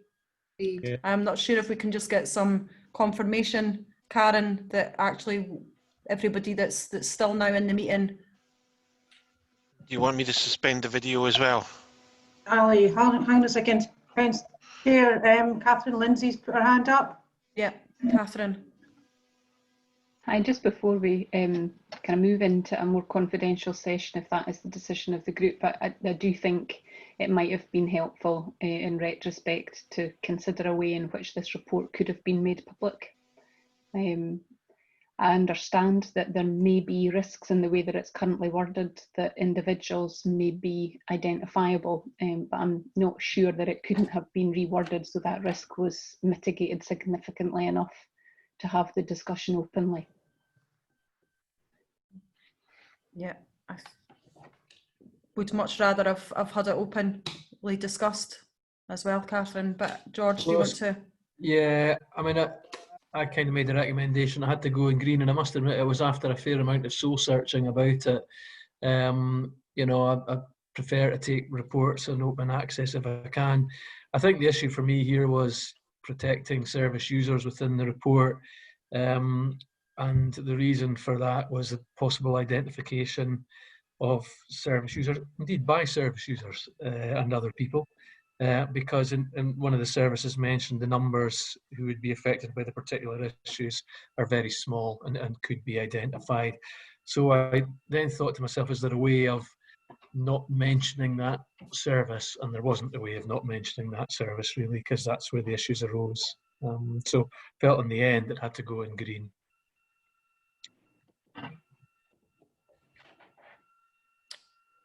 Okay, I don't know if David Thompson, do you want to add anything to that? Because I know that this was something that was discussed during our pre-agenda, and I think I made the point that I think it's always better to have reports done in public for transparency, but I don't know from I think George, you probably just covered it there. Your concerns really were just around people being identified. Are the board happy to move to a private session? Yes. Yeah. The press left quite a while ago, so they may not be. Anyway. Okay. Yeah, I think I'm beating the record now for 3 minutes, 3 hours, 20 minutes. So yeah. Have I done it? Yeah. 3:21. Okay. There we go. Okay, so we'll move on to this report then, just without confirmation that everybody is off the call that needs to be. So do you want me to pause the recording as well? And pause the recording.